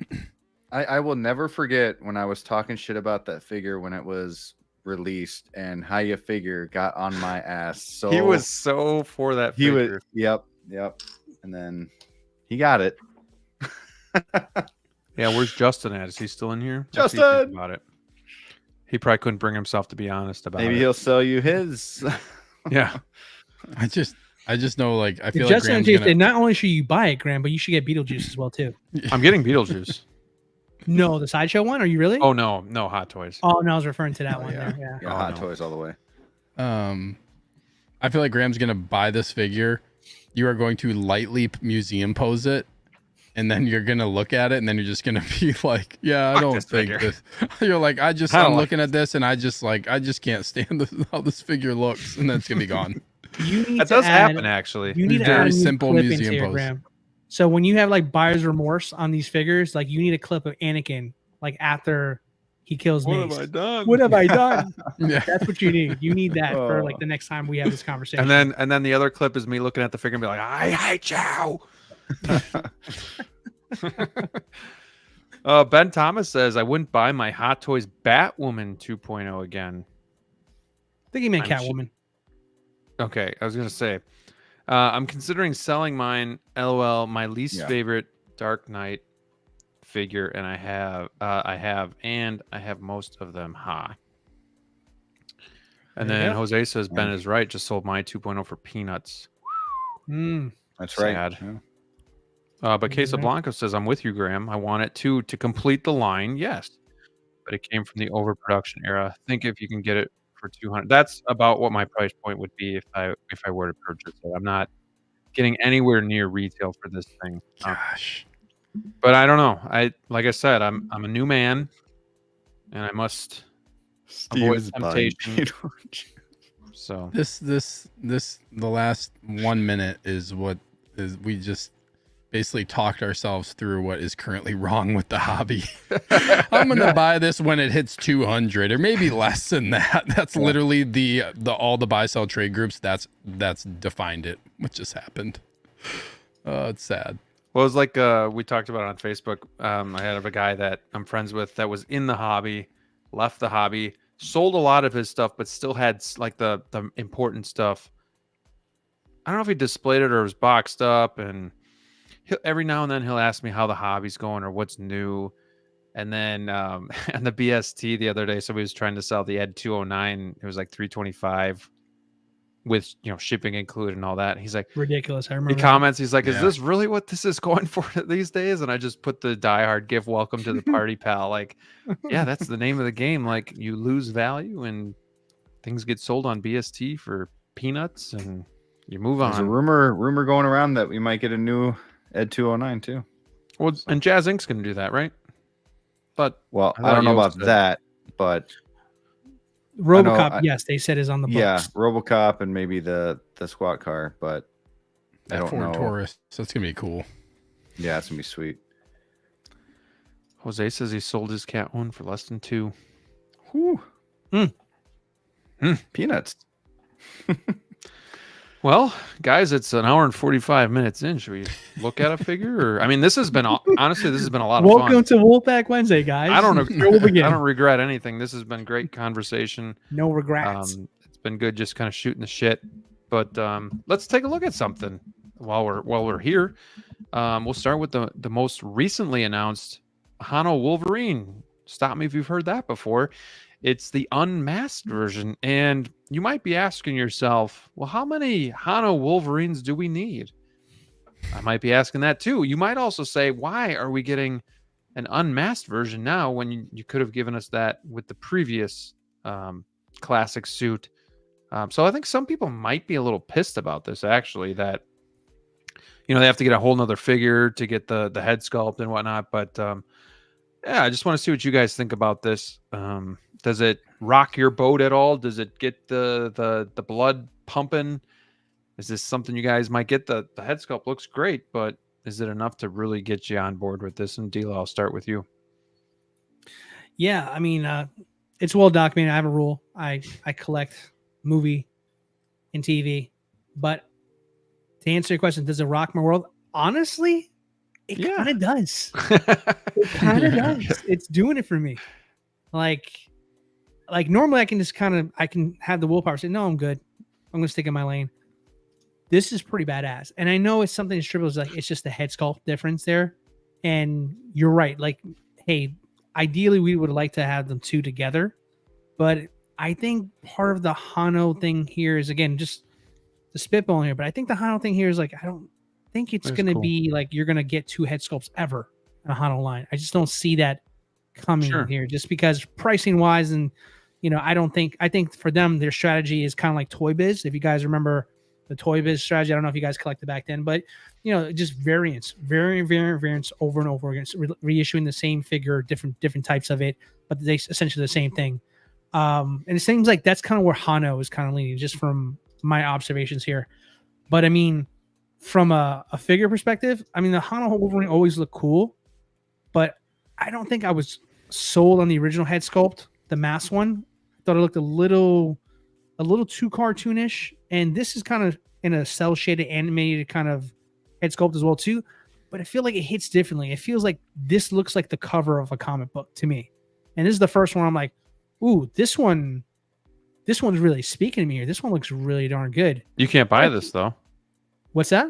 You can't buy this though. Part of the rules, I know, Yeah. but But kind of like Batman in Batman Begins when he fights Ra's al Ghul.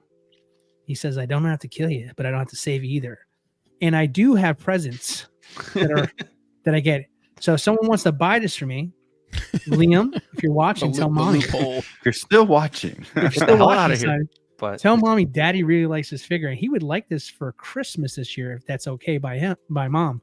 So like it just falls into my lap and someone wants to buy it for me in the household, I would accept it, but I don't know if I could pull the trigger myself. But I'm not gonna lie, like out of all the Hano Wolverines, I like this one the most, and I think the head sculpt is the reason why I like it so much. But I don't know, I don't want to take up too much time with this over here. I mean, what does everybody else think? Because I mean, I'm not the biggest Hano guy, but this one I really like. I like this a lot too, but I wonder what was the price on the first one? 170? That was 175 for this one. I thought it was 160. I think the first one was 160. Oh, the first one. I'm sorry. Yes. And what's this one? 175. This one's 175.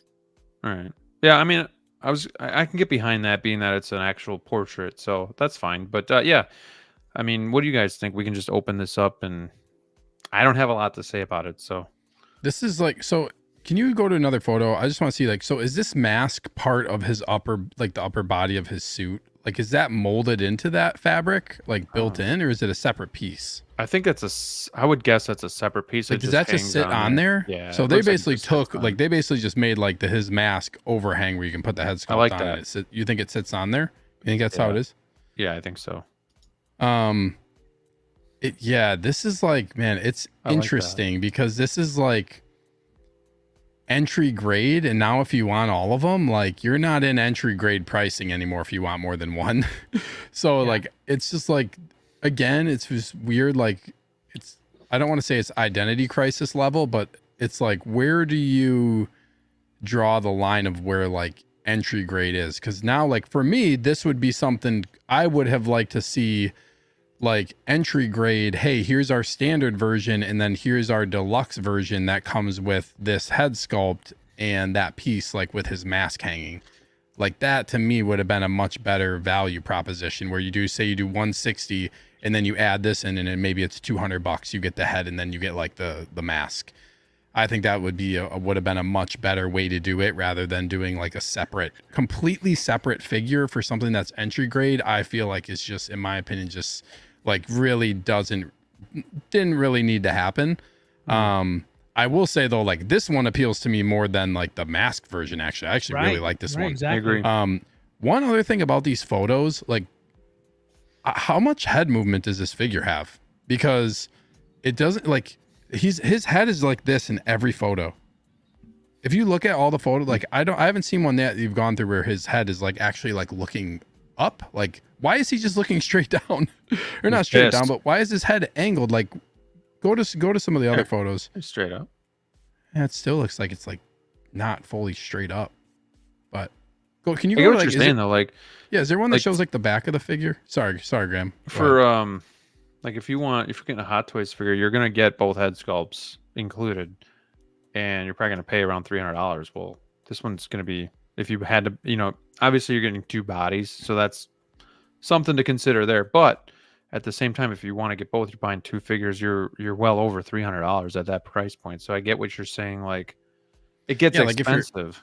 Like you're beyond the entry. If you want both, you're beyond like that. You're kind of throwing away entry level pricing if you want both of these. And I would think a lot of people are going to want both versions of this, especially like X-Man, who's obviously a huge fan. But like if I was into these, I would probably want both versions. And you would think Hot Toys, like knowing what they do, where they do like a standard and deluxe where you can get both versions. Like look what they did with the Deadpool and Wolverine. With the swappable battle damage, you get the extra, you get the head sculpt, you get the mask. Like, why not do that for an entry grade product? Like, instead of coming out with a whole new figure, like it just seems like a weird decision, and kind of like, we know this is gonna sell and make money, which I get from that standpoint too. But this seems like a one that they easily could have just put all into one for a better entry grade value proposition for collectors when it comes to this figure. But I like, this is sick. This is probably the one that, like, one of the Hano figures that I feel like I'm like, okay, this is like, I feel the pull from the Hano figures. But feel the pull. You said to feel the pull. Holy crap! Ooh, what the hell? Pull, man? He's feeling his pull. Feel the pull. Wait, filling the hole or feeling the pull? He's feeling his feel pull. the pull, man. Anybody else feel the pull? Wait, so are you filling a hole or feeling a pull? This is a very, very I important. think either way, it's distinction pretty you need much to make. speaking volumes. Well, He's filling a shall hole continue. with this, or feeling we the pause the pull. whole show. Let's put Make up a a poll about what Put he up a just poll said. for Poll it. or poll? Make a poll. Like a pull and yeah. pull. Yeah, But you got to feel that we're, pull. You got to kinda feel that piggyback pull. off You got to what you're feel saying that there, draw. like, yeah, that's a big thing here. Like that's where I was going with like the Toy Biz like comparison. So I like again, I don't know if you guys collected anything back in those days when Toy Biz was up, it was the king of this kind of stuff here, but like they would simply release the same figure, just multiple versions of it there, different colors, different this, different accessory, exclusive this, that, and the other. So I mean, I feel like that's kind of what Hano's kind of sort of becoming here, because to have so many Wolverines so quickly when there's not really too much to distinct them from one another, it just screams Toy Biz to me. So I mean, I don't know if you guys ever did the Toy Biz thing, but like that, it feels like that's Toy Biz 101. But I think when it comes to this over here, I just feel like you're never gonna get what you just said right there. That would be perfect. I think that would be absolutely perfect for us as customers / collectors.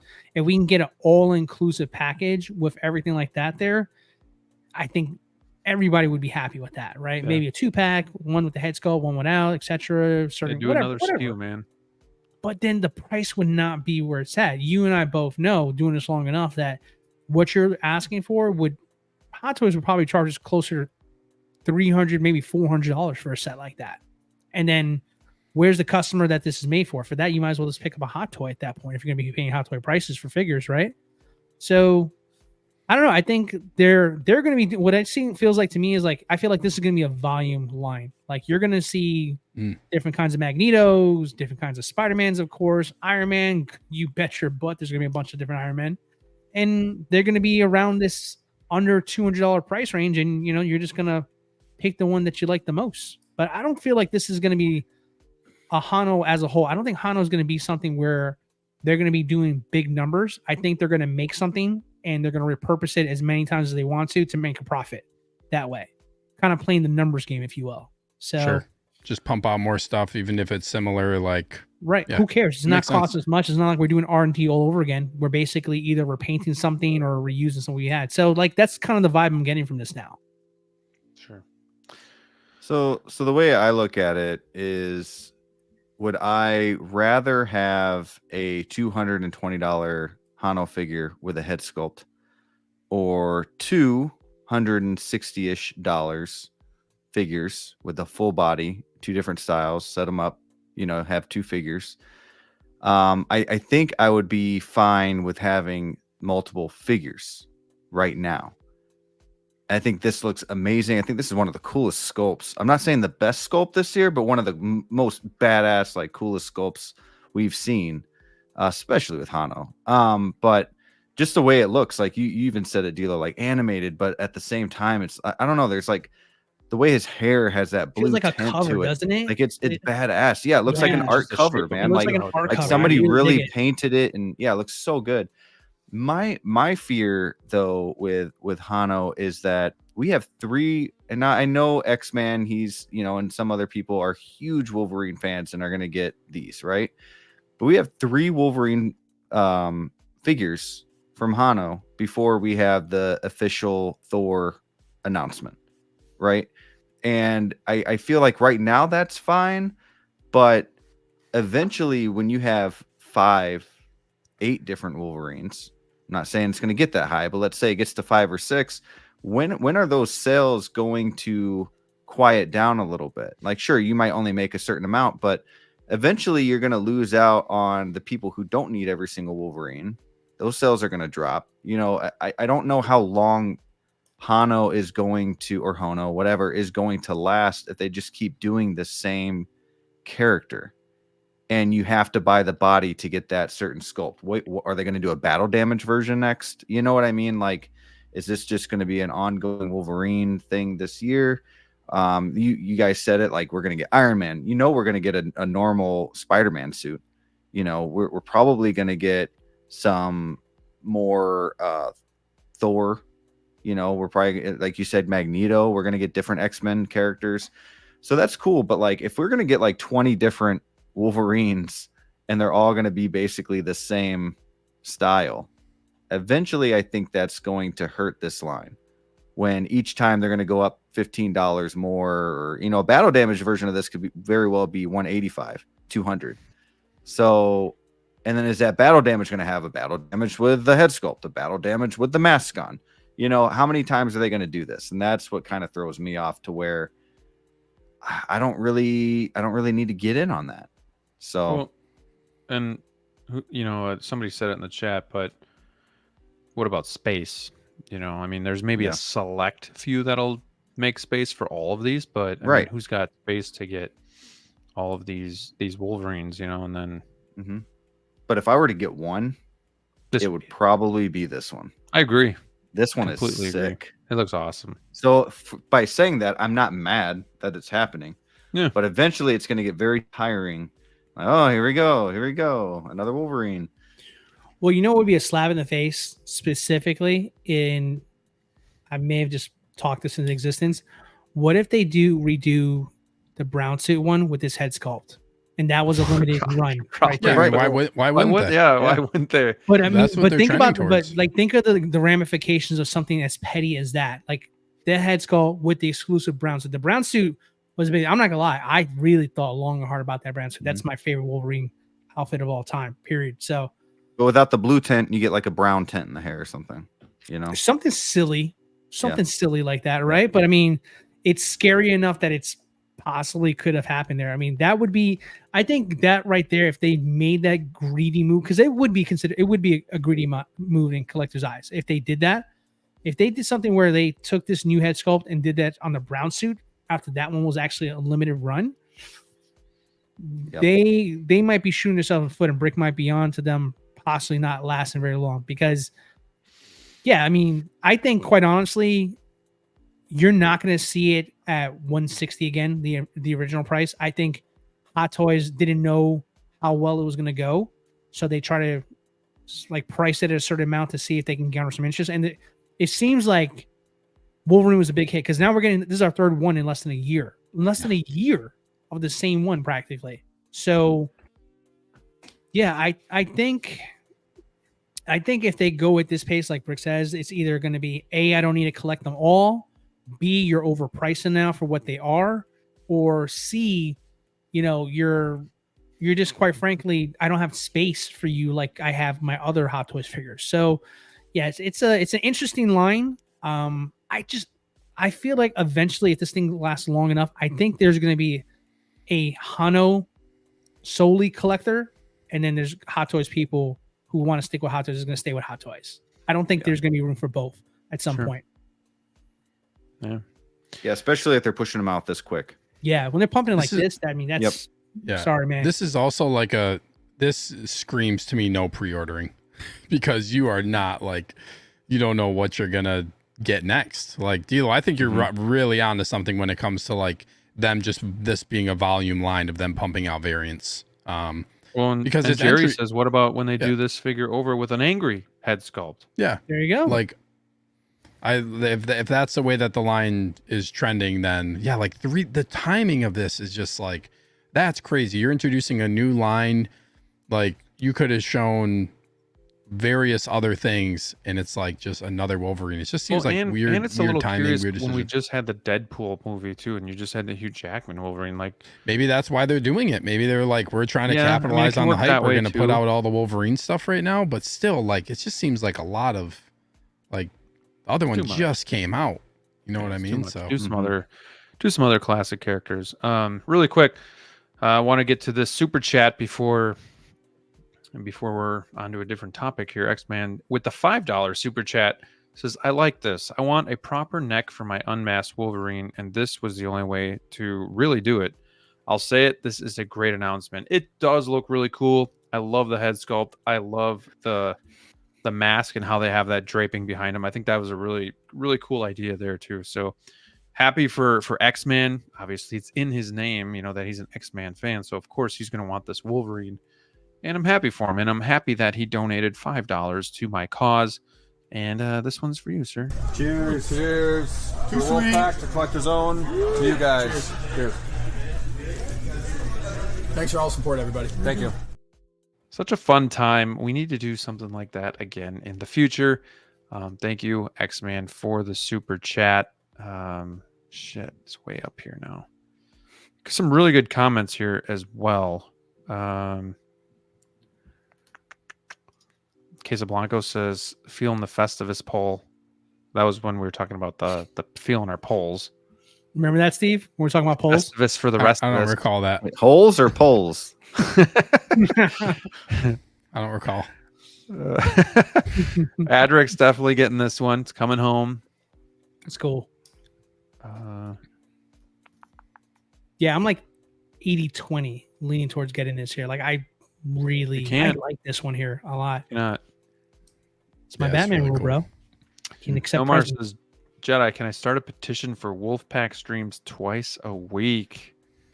I'd love to, but it's tough, man. It's tough to get everybody together twice a week. These guys got their own stuff going on. To get a little bit of the sense of us Wolfpack members, you can catch Steve on Sunday nights, which I'm sure you do. I've seen you already over there, but Brick is obviously on Monday nights, and DLO is my buddy for real time. He's always going to be here on. Eventually, Jedi he's not going to be able to afford me. So, Tuesdays, But I gotta Thursdays are do- looking good. I got to do more spontaneous streams as well, so I'm trying to do that a little bit more when time permits. But I appreciate that. It just means a lot that you guys actually like the show and hearing us talk and kind of just bullshit with you guys. So, fun side note: D'Lo has the same facial hair I chose for my Knights of the Old Republic character. Badass. That Thank is you. awesome. That's pretty cool. I love That's a- that. I'm actually quite Oh, that's so cool. that's pretty cool. Thanks. Now you have to kind of pick and me choose a which picture. version I you wanna want see to it. get. If this is a trend with other figures, space will be an issue. Yeah, RDS Geek says space will be the issue. Big Ribs has already had 2 Wolverine, Tiger Stripe, and Brown. Once this Unmasked came out, I sold my Tiger Stripe, made a little profit, and bought Unmasked for 130 shipped on with Good some for you, rewards man. I had. Nice. Also, SSR's also selling a Logan head sculpt for 65 on 1/6 kit. Okay. But yeah, I mean, we don't really know where they're going with this. How far are they gonna? So it's basically a repurposed or recycled body and a new head sculpt. But yeah, maybe they'll do a full-on recycled figure. This head sculpt again with the brown suit and a full kit bash, basically. So I don't know. Piss off all the 2,000 people who bought that. It's gonna happen. Unfortunately, is I hate. That's what I It's hate. going to happen. Like, hey, you guys better not do that out of respect for those people who got those. But you gonna do? Yeah, we know Hano is Hot Toys just selling lower quality figures cheaper, and now they're going to release the same figure with minimum. I mean, you could see them doing the same stuff that they kind of do now. They're gonna get their money's worth out of these bodies, of these sculpts. So there's probably gonna be a lot of recycled things going on. Well, that's the thing. Do you guys remember when we first heard about the first Wolverine Hano? We were talking about, holy cow, we're gonna get silicone arms in a $160 figure. How is that possible? Yada yada yada. And now we know why. Because they're gonna release the same figure at least a dozen times, make their money back, and turn a profit on it there. Yeah. So now you know why you got such a high grade silicone in a entry level figure.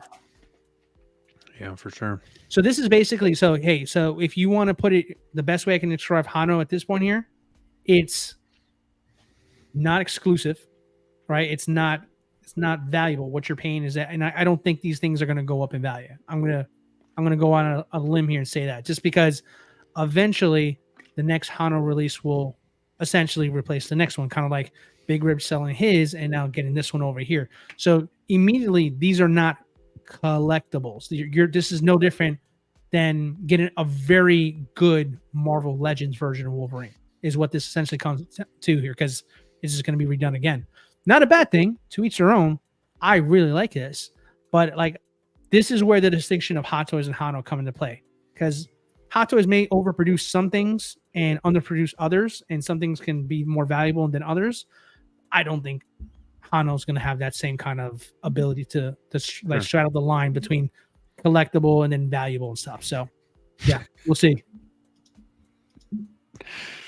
Oh Lord. Hero, conqueror, savior, flavor, savior, D'Lo are all these things. Hell yeah. Appreciate you, bro. All right. Any other final thoughts before we kind of move on? The evening is fleeting from us. So is DLO the only one that's thinking about getting this? So close. I'm so close to getting this. I'm out. I'm just gonna wait till it releases because we're bound to get something else before that happens. So see what happens when That it sucks, comes out. but Steve might be right. I mean, it Steve might have the sucks. best Like, strategy you out made of all of us. you kind of opened my eyes to the fact of like you have to separate how Hot Toys does things versus how Hano does things. Like it's almost like you have to look at them entirely separate, just like you would look at collecting a different line. I think it's hard to like look at it with that lens because we're so used to Hot Toys. That's all we talk about is like the way Hot Toys does things, and this is just not shaping up to be that. So it's just kind of got to accept that fact and look at it with a different lens. So Yeah, if this was $300 instead, right? And then they did another color variant. How many people do you think will go out there and run, even if this is their favorite character? How many of those diehards are going to get a different color variant of the same exact figure they just bought for 300, let alone 165 or 175, right? Very different conversation when you put in the amount of money you spent on that first figure. Right. But at this 175 number, it's sub 200.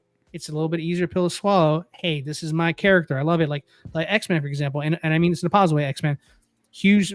This is a great budget-friendly line that you can get every variant of your favorite character. Which Hell is yeah, awesome. bro. Go for it. Good for you. I'm happy for you.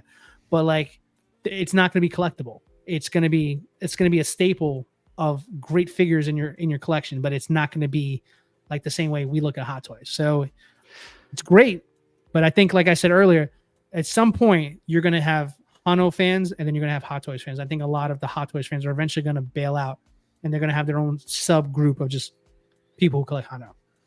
I do think that Hano needs to come out with these figures with a little bit more accessories too. You know, I look at, and I'll bring them up again. I saw Ben Thomas did as well in the comments, Mando. Now you're getting a ton of accessories with these figures. Plus you get the extra head sculpt and they go from anywhere between like 2 and 260 ish. And you get all that. Yeah, it's a little bit more money, but then look what you get with this Wolverine. Like, you know, like you get that base. Okay. That's going to get old after a while. And then like, what is that even on next to him? I don't know, but I feel like you need more with these figures, especially if you're going to be doing different like color variations and, you know, the mask off, head sculpt. Like, give me something. Give me the yellow, you know, not the yellow, those pink, what were they in the new show when he was like riding with Gambit, you know? Like give me those claws. You know what I mean? Give me something different. But I don't know. It's tough. For sure. Tough sledding in this hobby. Tough sledding.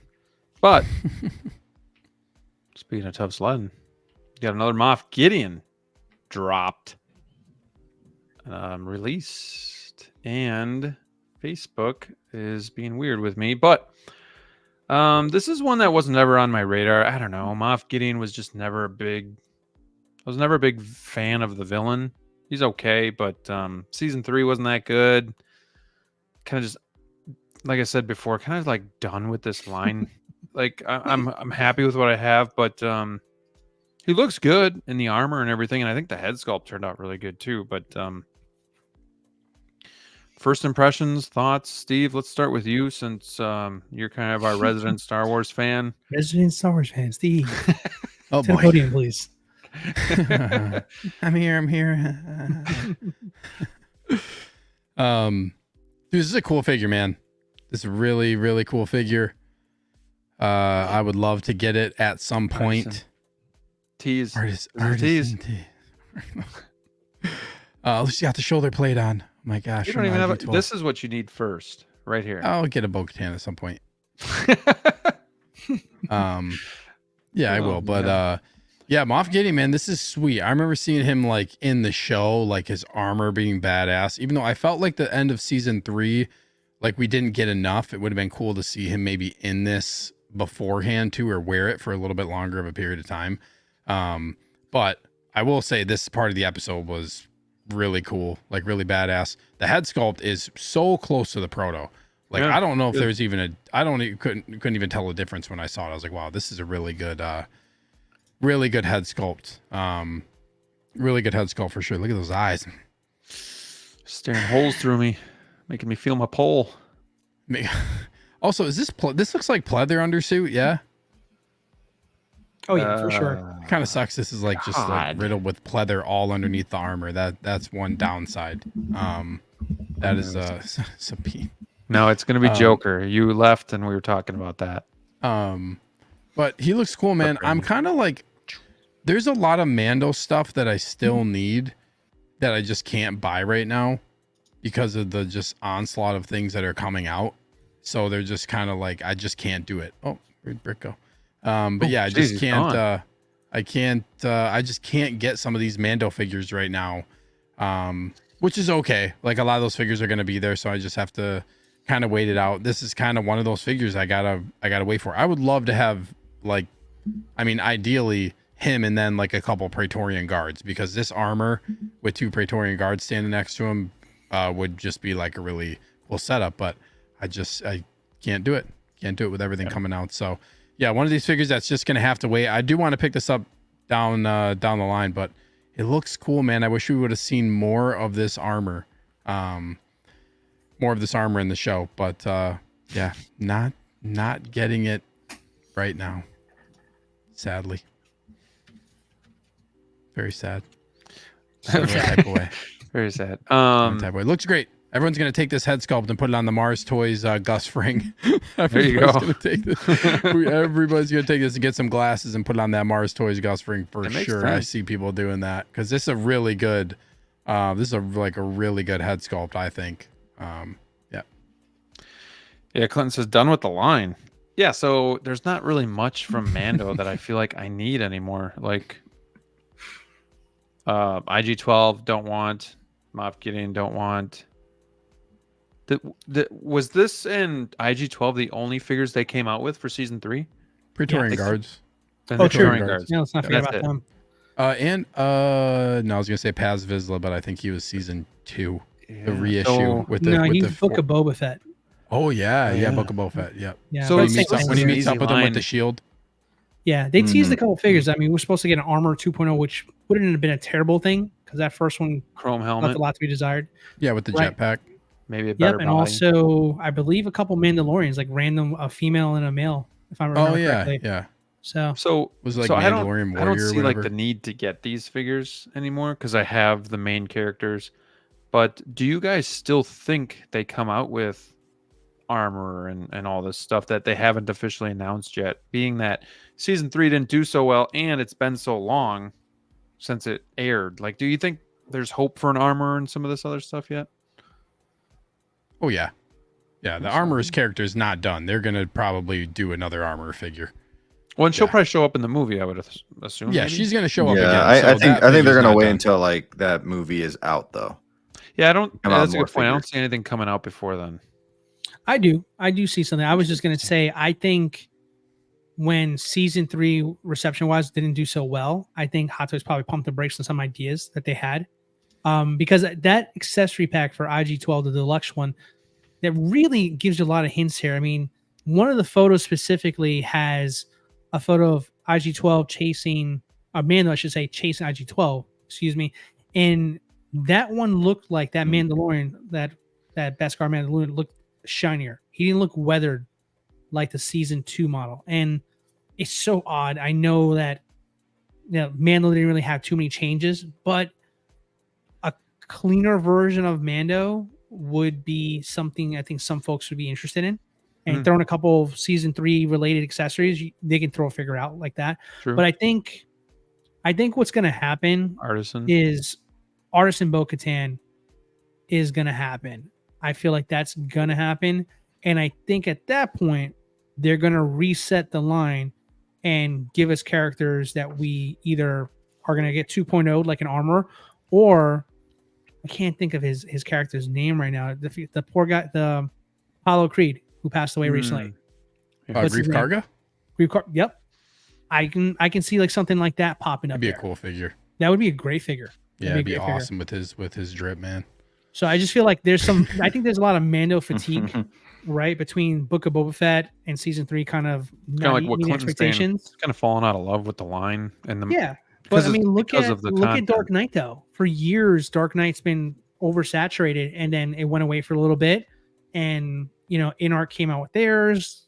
All these other companies are doing Jokers, and they've been quietly pumping out DX19s and armors, etc., such. And now, there's a whole crop of people getting these here. So I think that it's going to eventually happen, and I think they're just holding off on certain ideas just to give the line some time to breathe, because a lot of these are still selling on shelves right now. Cascari, for example, Max Wolf. I mean, there's so many characters, and I mean, heck, this was part of that overabundance of stock. I mean, you can find Cad Bane. Cad Bane was a huge one at the time, Great heck, figure. even Cobb Vanth, the Marshall over here, Mr. Marshall over here himself, fan. I mean, you can find him easily nowadays. So I just think like there's some fatigue for Mando. Yeah. Check out my review. I did that early in the year. Still holding price, baby. Let's go with the Marshall. But that being said, I just feel like there's going to be a resurgence of this. I mean, especially kind of like with the movie on the horizon.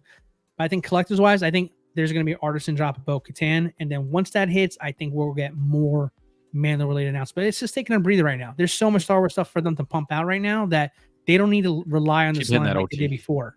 Because you got to remember, Hot Toys Star Wars was not doing the greatest until Mando came along and really reinvigorated the franchise for collectors. Yeah.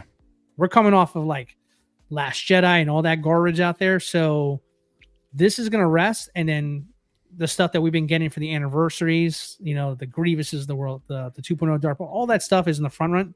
This will eventually come back around. But back to Moff Gideon. This is a sick piece, though. Like, I have the original one from season 1. This is so much better, like a million times better. But it kind of has that stigma. Like, for me, like, I did not like season 3. This is a far better figure, but I feel like I'm happier to have the 1.0 and just keep that one and not go and pass on this one over here. I even thought about maybe Kit Bash and getting this head sculpt, but then it wouldn't even be accurate to the time frame either. Because I mean, he didn't have the hair and the mustache is not there for seasons 1 and 2, and that's kind of my focus with Mando. Like, I keep it season 1 and 2, like those are goated seasons. Like, that's my happy time with Mando. I want to pretend season 3 didn't happen. So, I mean, there was a couple of really good episodes in season 3. Like Mandalore was awesome. It was dragged, just all dude. over the place. It dragged. I mean, for me, I didn't get excited for the show after the first episode, because the first episode felt like, oh man, we're gonna hit something awesome, and then it just really never picked up steam. It just felt like it just never paid off. It dragged. But I think the episode with Paz Vizsla and all that stuff that happened with him and his character, man, that's when I was like, oh, okay, this now business picking up. And then it subpar went after that. Moff Gideon kind of went out like a chump. Let's be real. If you've seen the show, the way he went down, it just, dude, this has been your villain for the last 2 seasons plus. Like, that's the way he goes out. Yeah. So I mean, for me, like I said, I'm gonna forget it exists. Oh my gosh! You see, I blacked out here. Darth, exactly. Jack Darth. Black and Lizzo. You know Come what? on now. We need to move off this. Don't get me started, Darth. But yeah, for me, it's just like I'm gonna try to forget about season 3. This is a phenomenal figure. I wish it was in season 2. Then I'd say, okay, maybe I'd pick it up. But I'll be honest, I just don't have any interest, just because it comes from a bad franchise for me. This is sick. It's a beautiful figure. I just don't like the source material in this one. Yeah. Brick, I know you're pretty much out on this, but what are your thoughts? Yeah, I mean, I like the head sculpt. I never liked this helmet. Just looks like cat ears and reminds me of like I don't know, some RPG game that you can like get a cat helmet or something. So I've never been a fan of that, but I do like the head sculpt. I think it looks a lot like the actor. It's a cool looking figure, but I'm with you guys. I'm kind of like, or with a lot of people, just kind of out on the Mando line right now. I need to see the movie to get me back into that world, to want those figures once again. And unfortunately, I wasn't really collecting the line when I was really into the first 2 seasons. So I don't have many from the line to begin with. I have a Mando, Ahsoka, and with the blurg, and then I have a third figure. I can't think right now, but yeah, that's pretty much it. Like once I get into that phase, it's just like when you go back and watch an older movie, like that's when you want a Batman 89 or I just watched Aliens and now I really want a Xenomorph or something like that. So it's kind of how I am with this Mando line. But yeah, I'm totally out on this right now. Same. Looks great though. I will say, like, this pose right here just makes me it's think, awesome. like, ooh, very sleek, That's cool. very good looking. Cape drape's nice. You get the nice shine in all black. Head sculpt looks great. It is a really solid looking figure, I will say that. But I don't know. I can't Maybe wait if for he this hits movie. bargain bin, then maybe, but probably not. But we'll see, because again, I just don't have room for some of these random buys. But damn, going back to Bo-Katan for a second, due to the hair, if that was artisan, what do you think would be a fair price? Because we saw Black Widow for $385, but then Harley for $425.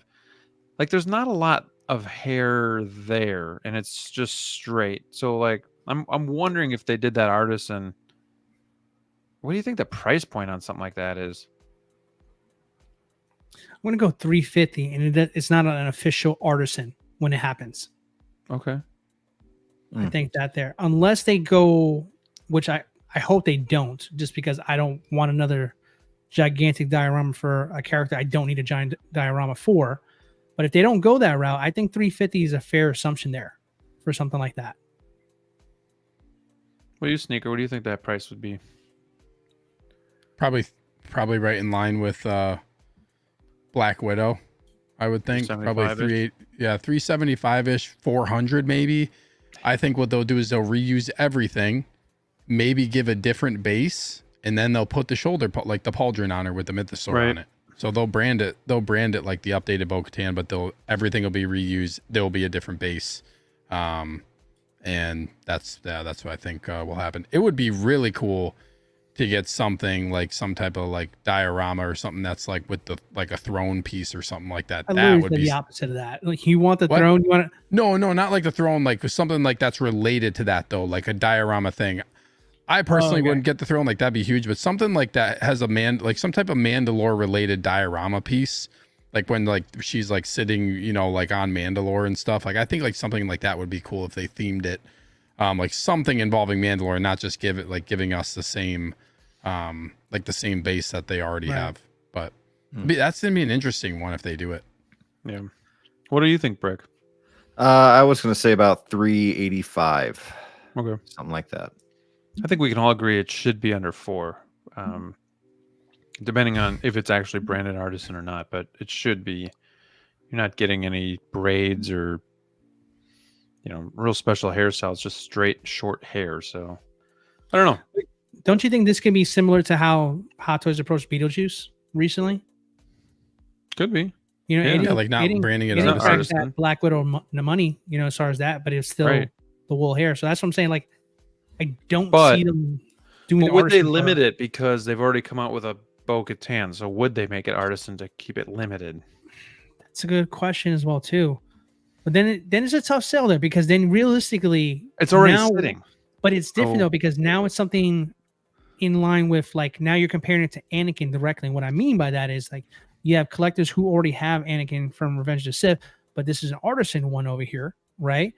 And it's a new head sculpt as well too. Like, Bo-Katan, do you think you can stick Bo-Katan and Anakin in the same kind of conversation? I don't think you can. I don't think you can get away with it the same way. And I think if you go the limited route, that could possibly go in your favor, but at the same time, it might backfire too, because, if you overprice it and put in artisan, which, if you do that, it's going to come with the sticker price higher than what I said of 350.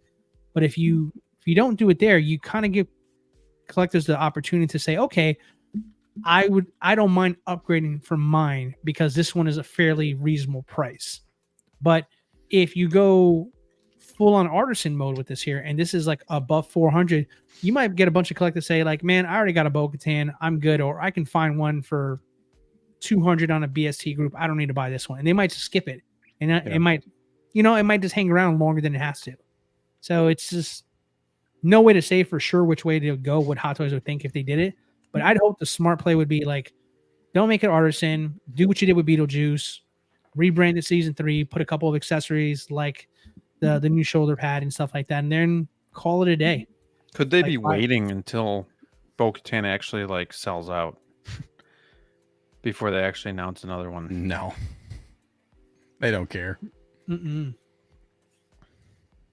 Yeah, it'll sell. Like it's gonna sell if it's limited. It's gonna sell. Like limited Star Wars artisan, it's gonna sell. I'm actually kind of surprised we haven't got another artisan Star Wars announcement yet, to be honest. But it's weird that to think it was so long ago. It was with IG-12, and that figure has just been released. So it's been out there in the universe for a long time. Yeah, I don't. Yeah. I think like it's a good chance it can happen, but like also I could see them doing some other artisan Star Wars first. Like, there's like 100%. A Leia potential out there. Like if they can do Princess Leia, like Princess Leia. Another thing I think of like a Qui-Gon. I think a Qui-Gon would be probably one of my top picks for an artisan. He would be so like a perfect artisan Jedi figure. But I think we'd get a Kenobi from Episode 3. Before we got a Bo-Katan. It would be really good. You mean like long hair Kenobi? Like Attack of the Clones? Well, Revenge of the Sith. Revenge of the Sith, I think. Like a short hair? Dang, yeah. Dude, if they do long hair Kenobi though, artisan. But yeah, that would be sweet. That would be really dope. Cool. But yeah, I almost feel like too, like is Bo-Katan iconic enough for them to do as an artisan versus like some of these other bigger name characters in Star Wars. I feel like that's kind of I don't think so. Well, like a dark side Anakin I could see coming first too, and I don't know. But if they just do a Bo-Katan like DLO saying and not brand it artisan, I mean I see that more so happening before dark side Anakin artisan, you know what I mean? But if we're talking artisan, bigger names out there, I think.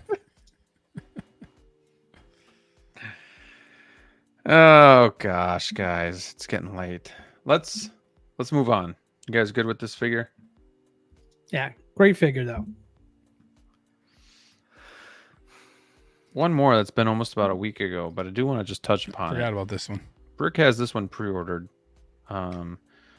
This is the line that I fell in love with initially and was all in on, and now apparently I'm all out on. I don't have anything secured, which is honestly, since I've been collecting, I think one of the strangest turnarounds that I've had, where it's getting announced, I was all in, didn't get Drax, didn't get Mantis, and eventually I was just kind of out on it. And I think part of it is because I also have the Infinity War Endgame stuff already, so that's tough too. Like, if I didn't have any of these figures, I would for sure be in Drax or no Drax. But the fact is, it's hard to duplicate what I already have, especially when I'm not getting anything new when it comes to a Drax or, some of that other stuff. So this Star-Lord looks really good. I want to start with Brick on this one because he's the one that has picked this one up and just waiting for it to charge.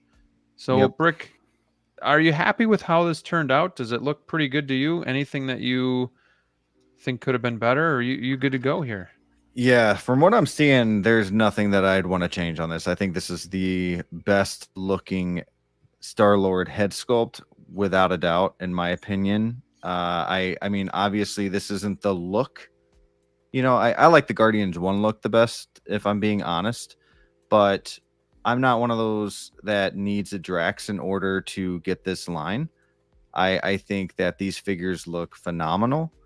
I still don't rule out that we will never get a Drax from this line. I think this movie did well enough to come back to in the future as well. I love just having Star-Lord with Groot and maybe even Cosmo and Rocket. There's just a lot that you can do with this. Plus, the accessories that this figure comes with.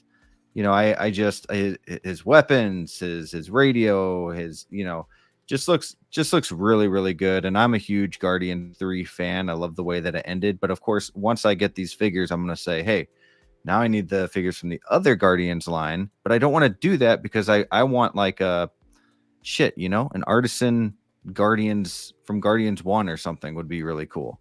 Or just a 2.0 of that. So I think I will wait to get like a Guardians 1 figure for that 2.0 or something. But yeah, I'm super excited for this and to have this with my Groot that I already have here at home. So this is one of my most, this and 89 Batman I've really looked forward to. So yeah, that's awesome. No, I'm happy that you secured this and it's coming home, because I will say this looks really good. And I also think this one is the one that might be the most popular, because he's kind of like, A, he could be standalone if you really wanted to, but B, if you already had a Star-Lord, this one still makes sense because helmet on that one, helmet off on this one. So you could definitely have the two looks there. Sneaker, I know you're kind of like trying to stay away from this line, but seeing this as the final finished product, what are your thoughts? I'm glad it didn't turn out like those like potato photos that came off of somebody's cell phone that did not look great. Because I remember we were like talking about those photos, and I was like, damn, if this does not look good. That's why you never trust just like cell phone photos like that. Like these photos look much better. Yeah, I think the head sculpt is really nice. The hair is like, I feel like the one thing somebody mentioned when I was talking about this figure on I think my last show, that it looks like he's kind of got like spaghetti hair in the front. Like it's very noodly in the front of his head, but it's not like, I think it still looks fine. Like it's not a deal breaker by any means. But yeah, this is a noodle, I'd say. Yeah. This is very very noodly. But these are cool, man. Like I said in the past, like when you get into team suits, I can't go into a line with a team suit and not have everything. I guess like that's kind of just me as somebody. If I'm missing somebody on a team, I just can't do it. So that's kind of the deal breaker for me. I would honestly consider these if it was all of them, because I don't have any Guardians figures. I've had a couple in the past that actually just ended up selling to fund some other stuff, but this kind of gives me, I think I talked about too, like this kind of gives me a little bit of a potentially thinking about going back and picking some up from the other movies, or potentially like Endgame, Infinity War. I've been thinking about that for a while. Like I talked about, like Marvel, I'm pretty selective as far as like I just want to get like the one definitive version that I like the most of each character. So I'll probably consider going back and doing that. But these are just, unfortunately, more so for the other people who really want everybody on the team. Like that's unfortunately a pass for me for that. But these guys this looks cool. It looks really cool once you start getting them all together. That's why it's just, hopefully they come out with the rest. I hope that happens for everybody who wants them. But well, especially Drax. Drax was like the one we needed the most. Yeah. So Talked about it a lot. It's a bummer. Sad. But yeah, but it could happen. It could. It's never lose happen. hope. Yep. Never lose hope. And shit, the way they've been doing it could be an instant release. Never know. Yeah, could be artisan. Might have butt hair. Too, like, you never know.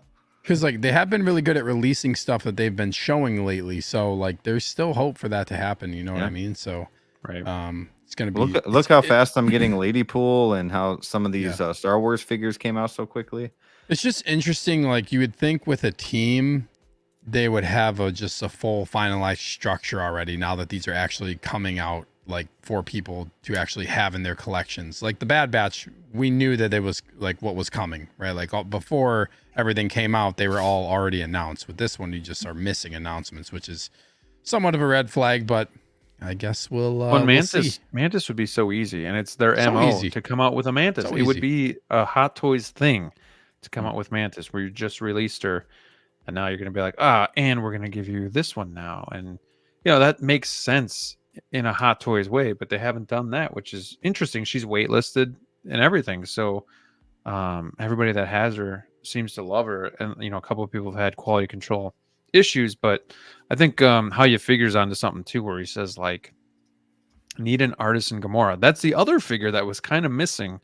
You know, we've had Volume 2 Gamora, but it kind of like the Catwoman, like we've talked about earlier. That figure is out of date, and I got that one. I think she came out in 2020, 2021, towards the beginning of when I was collecting, and she could already use like a facelift and maybe an artisan version or wool hair or something like that too. So like, it's not even just Drax. Like now that I think about it, it's Mantis, just kind of halfway there. People. Gamora, but DLO, I know we've talked about this a lot about the line, and you and I might be kind of in the same boat. But yeah, what are your thoughts on this figure as well as the line?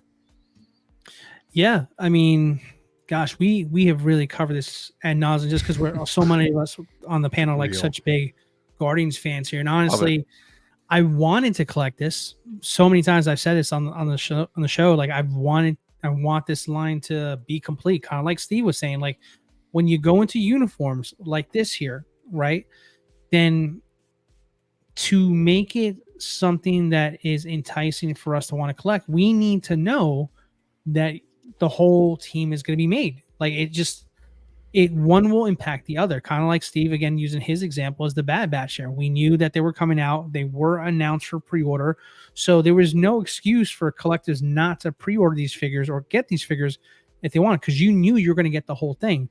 This one was teased, and you know, I had high hopes that it was going to be announced, and I said to myself, when that happens, I'm going to get them all, because this is a great time to like get a brand new version of all the characters I love from the final movie.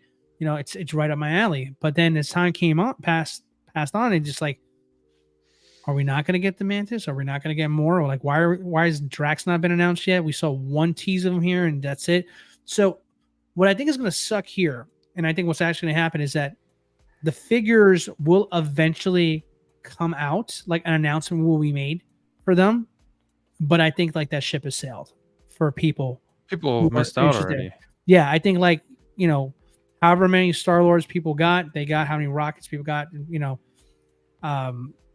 Nebula for her. She looks great. She does. She What does. do you, And again, do you think that these figures could go up in value by the time those figures get announced because people want these now? No, I don't think so. I just, and it's not because the figures are not good. I think that so far they've been fantastic. The Groot included as well too. But I think the problem, it's a two-part problem over here. It's the problem of the fact that number one, Hot Toys moves at a faster pace than collectors can collect. The second part is that Marvel is not as hot as it was before. And although this movie was well received, I don't feel like people gravitate to this movie as much as volumes 1 and 2, in my opinion there. So, because I think in a lot of people's eyes, those are the iconic looks from like how they appeared in Infinity War, how they appeared in Endgame. Like, I like the Galaxy of the Guardians Volume 1 looks more for everybody. The older Groot, style for Gamora, obviously Star-Lord, etc. But I think in collectors' eyes, if you're looking for which ones make the most sense because they've appeared in more movies, it's got to be the Volume 2 look, because mostly everybody carried their look over from Volume 2 to Infinity War and all that. So I think if, like, let's say for example, they made a 2.0 of Star-Lord Deluxe from Volume 2, which people would probably want to buy this one over this one, even though this is a beautiful figure in its own right. The problem with these over here is that you need to have the other ones to show the value of these ones that are here. So if you're missing people don't want an incomplete line. These are gonna be passed around. Great figures. People are gonna respect how good they came out. But I think people will be more likely to move on from these over time, as opposed to something that's more iconic, like I said, Star-Lord with his trench coat instead of the team suit, where people recognize that look better. So at the end of the day, I think blown opportunity. They should have showed everybody the figures ahead of time, which they kind of did. I would have 100% been all in. If they didn't, I would have bought every single one. I think that's what makes it worse, to be honest, is they teased everyone. Yeah, and that's the thing too there, because you know, it's not like they didn't give us the expectation that it was going to happen. They just told us it was just going to be a matter of time before it happens. Shitty. Now that I think about it. But But now at this point, you've got 3 out of the 4 announced figures released at this point. By the time, if they decide to do it, which I think they will, if they decide to do it and they continue on the Guardian Volume 3 line specifically, it's going to be too little too late. That's what it's going to be. Years later. Yeah, it's just like, think, for example, going backwards here for a second for you here. Let's say the reverse right now with the Dark Knight. All these good Dark Knight Rises figures. Bane looks fantastic. Scarecrow is potentially happening. The Armor, all those things happen before, after that ugly Catwoman you're thinking about buying, right? So now for you, it's the reverse over here, where that figure is less desirable because the other figures that came out from line are far superior. Now you got these superior figures out right now, but they're incomplete. So if you decide to go and get the new ones that come out that they'll eventually announce, kind of like they're doing right now with the Dark Knight Rises, well, then these are going to be outdated by the time the new ones are announced. And whatever technology Hot Toys puts into those, or if it's an artist and Gamora and everything else we're theorizing over here, too little too late. You got to strike when the iron's hot. This movie's already out on DVD, Blu-ray, digital, however for about you a year. Stuff. Over a year ago, the figures that have been announced are almost all released. No one's going to go backwards to this. The only thing that Hot Toys can do now at this point, which would get everybody on board, if you do a Drax like he looks like in Volume 1 and 2. That'll change the game. Do it right now. Change the game. Right? And then people, if you do 2.0s of those figures from those lines, brand them Endgame, this, or whatever you want to do it, people will go to those more. But the suit game, you had to get it while the iron's hot because this is not the look that most people want for their Guardians, but they would have gotten it if you completed the team. And since you didn't, these are beautiful figures that are just not going to have a long-term home, in my opinion. I will say, though, if I didn't already have the figures that I have right now, I would be going all in on this line and then hoping and waiting for Drax and Mantis still. Right. Agreed. But so, I mean, but the fact that I already have those figures and they didn't announce the figures that I really wanted, right, is kind of where I'm at. But yeah, otherwise, I think I'd be all Drax. in. It's Drax. The key to this here is, I think, even if you waited to announce like a Gamora, for example, if you had just told people that, Drax is really here, here's a pre-order for this, I think that would have changed a lot of people's opinions about wanting it. I mean, just getting Drax alone is a big enough deal at this stage for Marvel collectors who missed out on the original Drax or just don't like the older one because it's outdated now. This would have been something to get collectors to buy in on. But you didn't give us the key cog in the wheel. You left out the most important character, collecting wise speaking, on what's going to get people to buy this. I would have gotten into this line if Drax came out. Drax didn't come out. Okay. I'm not on this line. Don't need it. It's not my favorite Star-Lord. I got a great one behind me. And to be honest with you, for me, now with having Mantis in the collection, I'm really just one character away from completing my team.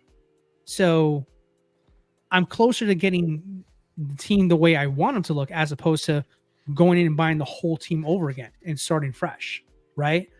And a lot of collectors are probably in that boat as well too, if they've been collecting long enough to get the original Guardians that came out.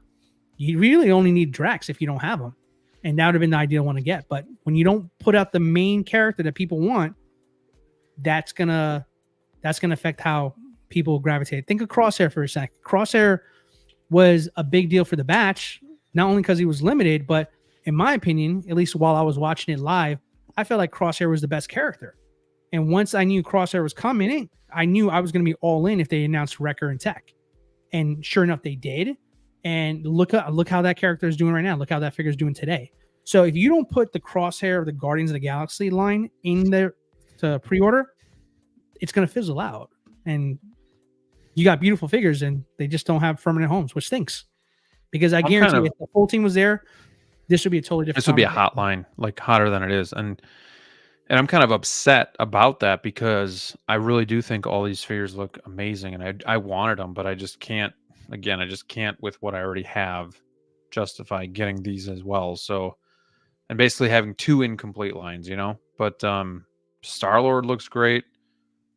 I mean, Nebula is one that I still actually kind of really want, but not sure. What do you guys think? Do you think it would be stupid to put this Groot with like my Infinity War Endgame figures? Do you think it'd be stupid because it's not accurate? I think it depends on like what your setup looks like, just like in general of how you have like. He'd be with all of them. I feel like it's fine if you have like one individual of each character. Like you can still make it look good. Like that's kind of how my setup is. I'm not going to do like a full act because then you have to go accurate like to each movie. I mean, then you could mix and match these with Endgame. the old figures too. Yeah. I don't know. These figures for me, I feel like, I don't know. Maybe I'm in a weird place of like, if this line was complete, I still would be drawn to getting the older figures for Guardians. I still don't think I would like I said, I feel bad that people who want this can't get it. But for me, the more iconic looks are like they have individual personalities and individual looks. That to me is more iconic for me to have, and just like that variety. Because like when you go all in on a line like this, like their suits are all the same. True. Like there's not a lot of variety. When you look at like we keep comparing it to Bad Batch, all of their armor is like speaks to their personality as a character. This is like they're all just, a lot of them are just like different, a little bit different bodies, different head sculpts. So for me, like if I'm collecting Guardians, if they dropped a Drax, like a 2.0 Drax that was like from the earlier movies, like 1 or 2, I would be very like, I would probably start going back and considering getting some of like the original.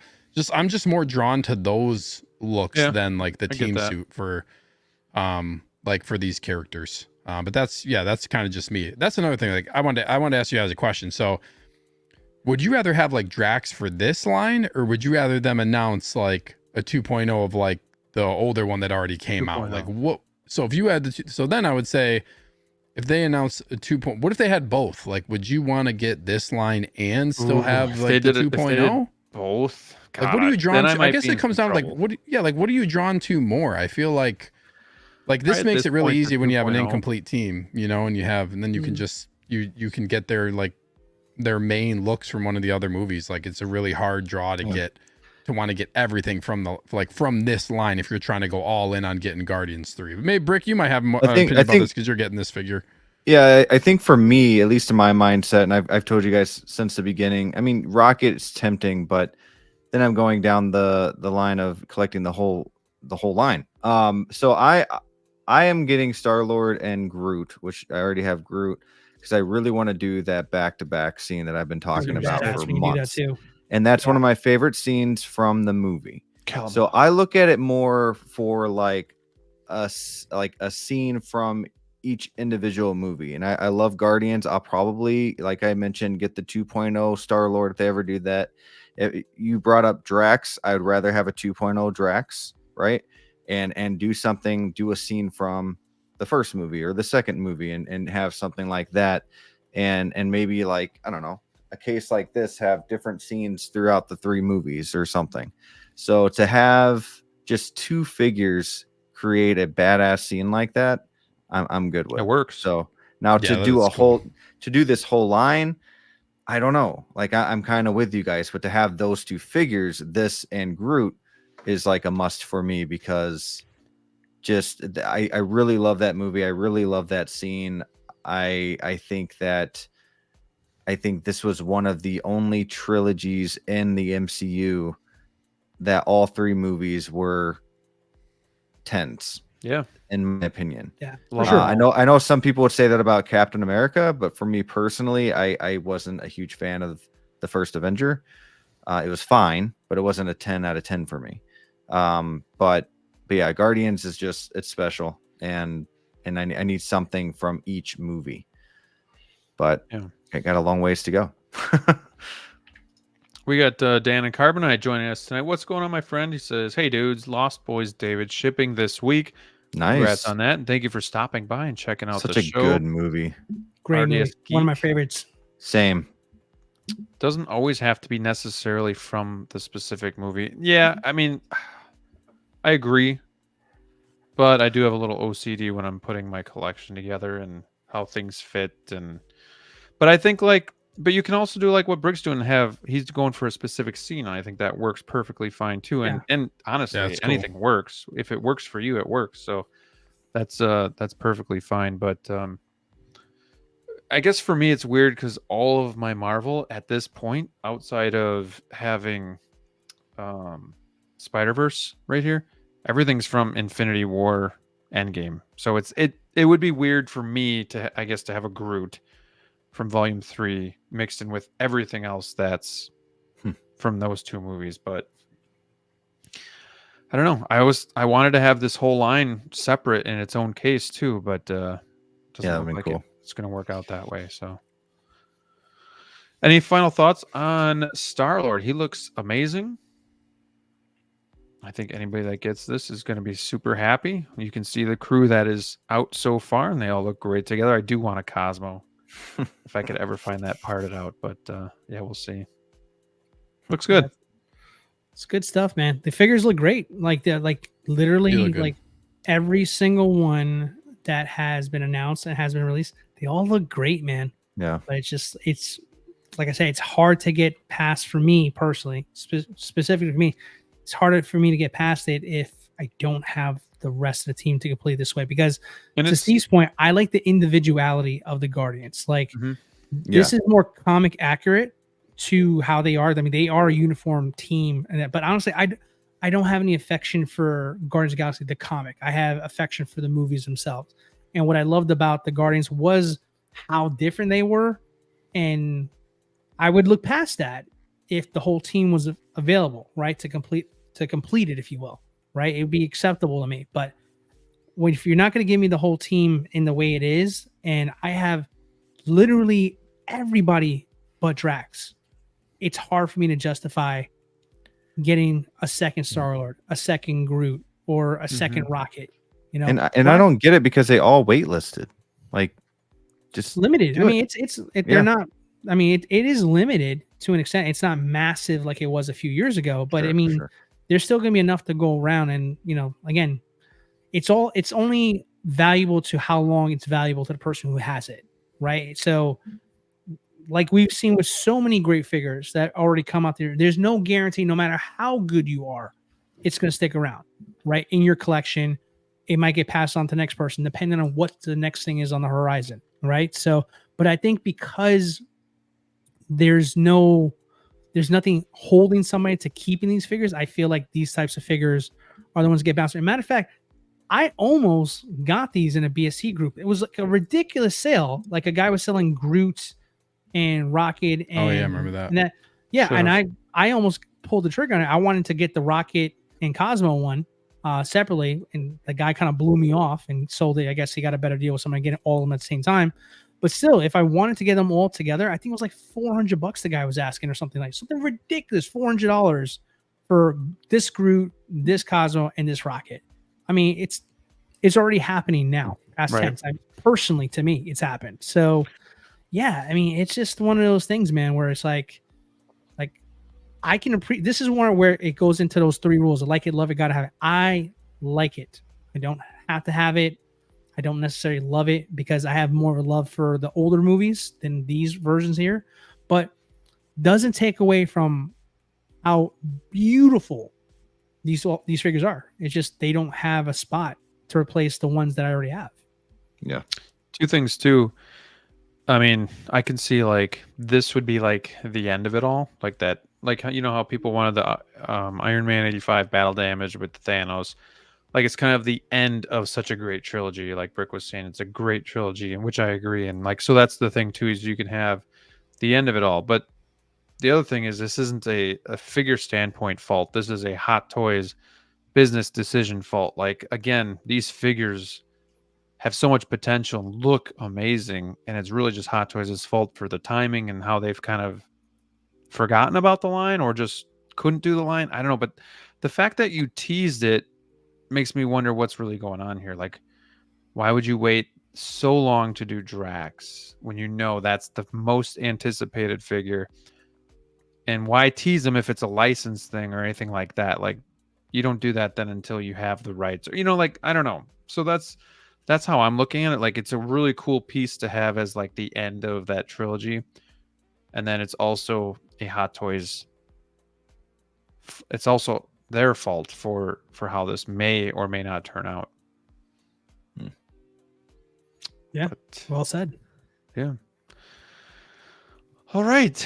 Well, I think that's going to wrap it up for tonight. This was a great show. It was good catching up with everybody as well as you guys on the panel. We'll be back next week. Steve will be in New York, so I'm sure he'll be vlogging. But I'll let you start, Steve, with just plugging your channel here quick. Yeah, sure. So I'll be in New York Comic Con next week, Thursday, Friday. Not for sure on Saturday. I have a ticket. I'm not sure if I'm going to be there the whole day. But if you're going to be at New York Comic Con, hit me up. I'd love to meet you guys. We have a kind of a group going on Instagram for a bunch of people that are going. There's a lot of people going. It's going to be really cool meeting everybody. So really excited for that. I'm going to make some content for that. And then this weekend, I'm actually going to do a show Friday night instead of Sunday this week. I'm going to do a Friday night episode of Sneak Peek. It's going to be probably around 7:30, 8 o'clock Central, but I'm doing like a long show. It's going to be a long show, like 4 hours probably long. Oh. I have like a bunch of topics planned. It's going to be a really fun show. I got a lot of stuff planned. I've been wanting to do like a longer show for a while now, just with a bunch of really cool, fun stuff. So I don't expect people to watch the entire time unless you're crazy and really want to, but it's going to be a lot of fun. I have a lot of different topics I'm going to go over. Like I said, just a lot of fun stuff planned for the show. So stay tuned for that on Friday. Also, I opened up a Facebook group for anybody who's interested in kind of just following like my content. I opened up a Facebook group. Shout out to everybody who joined. There's like 110 members in there already. So appreciate everybody who joined. It's really awesome of you all to do that. Kind of a place where I just want to kind of centralize my content. It makes it easy because I post like stuff when announcements and releases happen on Facebook. I kind of share that stuff. So it's just a little bit of an easier way to communicate and centralize everything on there for some of the way that I want to do my content. So you guys can always hit me up and check out, if you want to check out the group or join the group, just hit me up on Facebook or Instagram and I can give you the information on that stuff. Cool. Well, I'm certainly jelly that you're going to that and meeting everybody, but I'm sure you'll have a great time. Looking forward to seeing what you vlog and all that good stuff. So appreciate you sharing that with everybody. And I look forward to your 4-hour stream coming up. So that'll be interesting to see what topics you pick. It's going to be fun. Brick Artemis. What's going on, man? Well, I'm not going to New York Comic Con, but that's okay. Maybe next year. But I'm actually really excited to see everyone's vlogs on that. You know, you have Copper Drop going. A lot of people are going to New York Comic Con, and just I love watching vlogs. Like that's my favorite content in the community is vlogging. So excited to see all that. But for my channel, it's so last Monday I did a stream with Jose, Austin, Nicholas, and the Queen G22. It's like a Ninja Turtle episode kind of, because the Queen G is a huge Ninja Turtle nerd.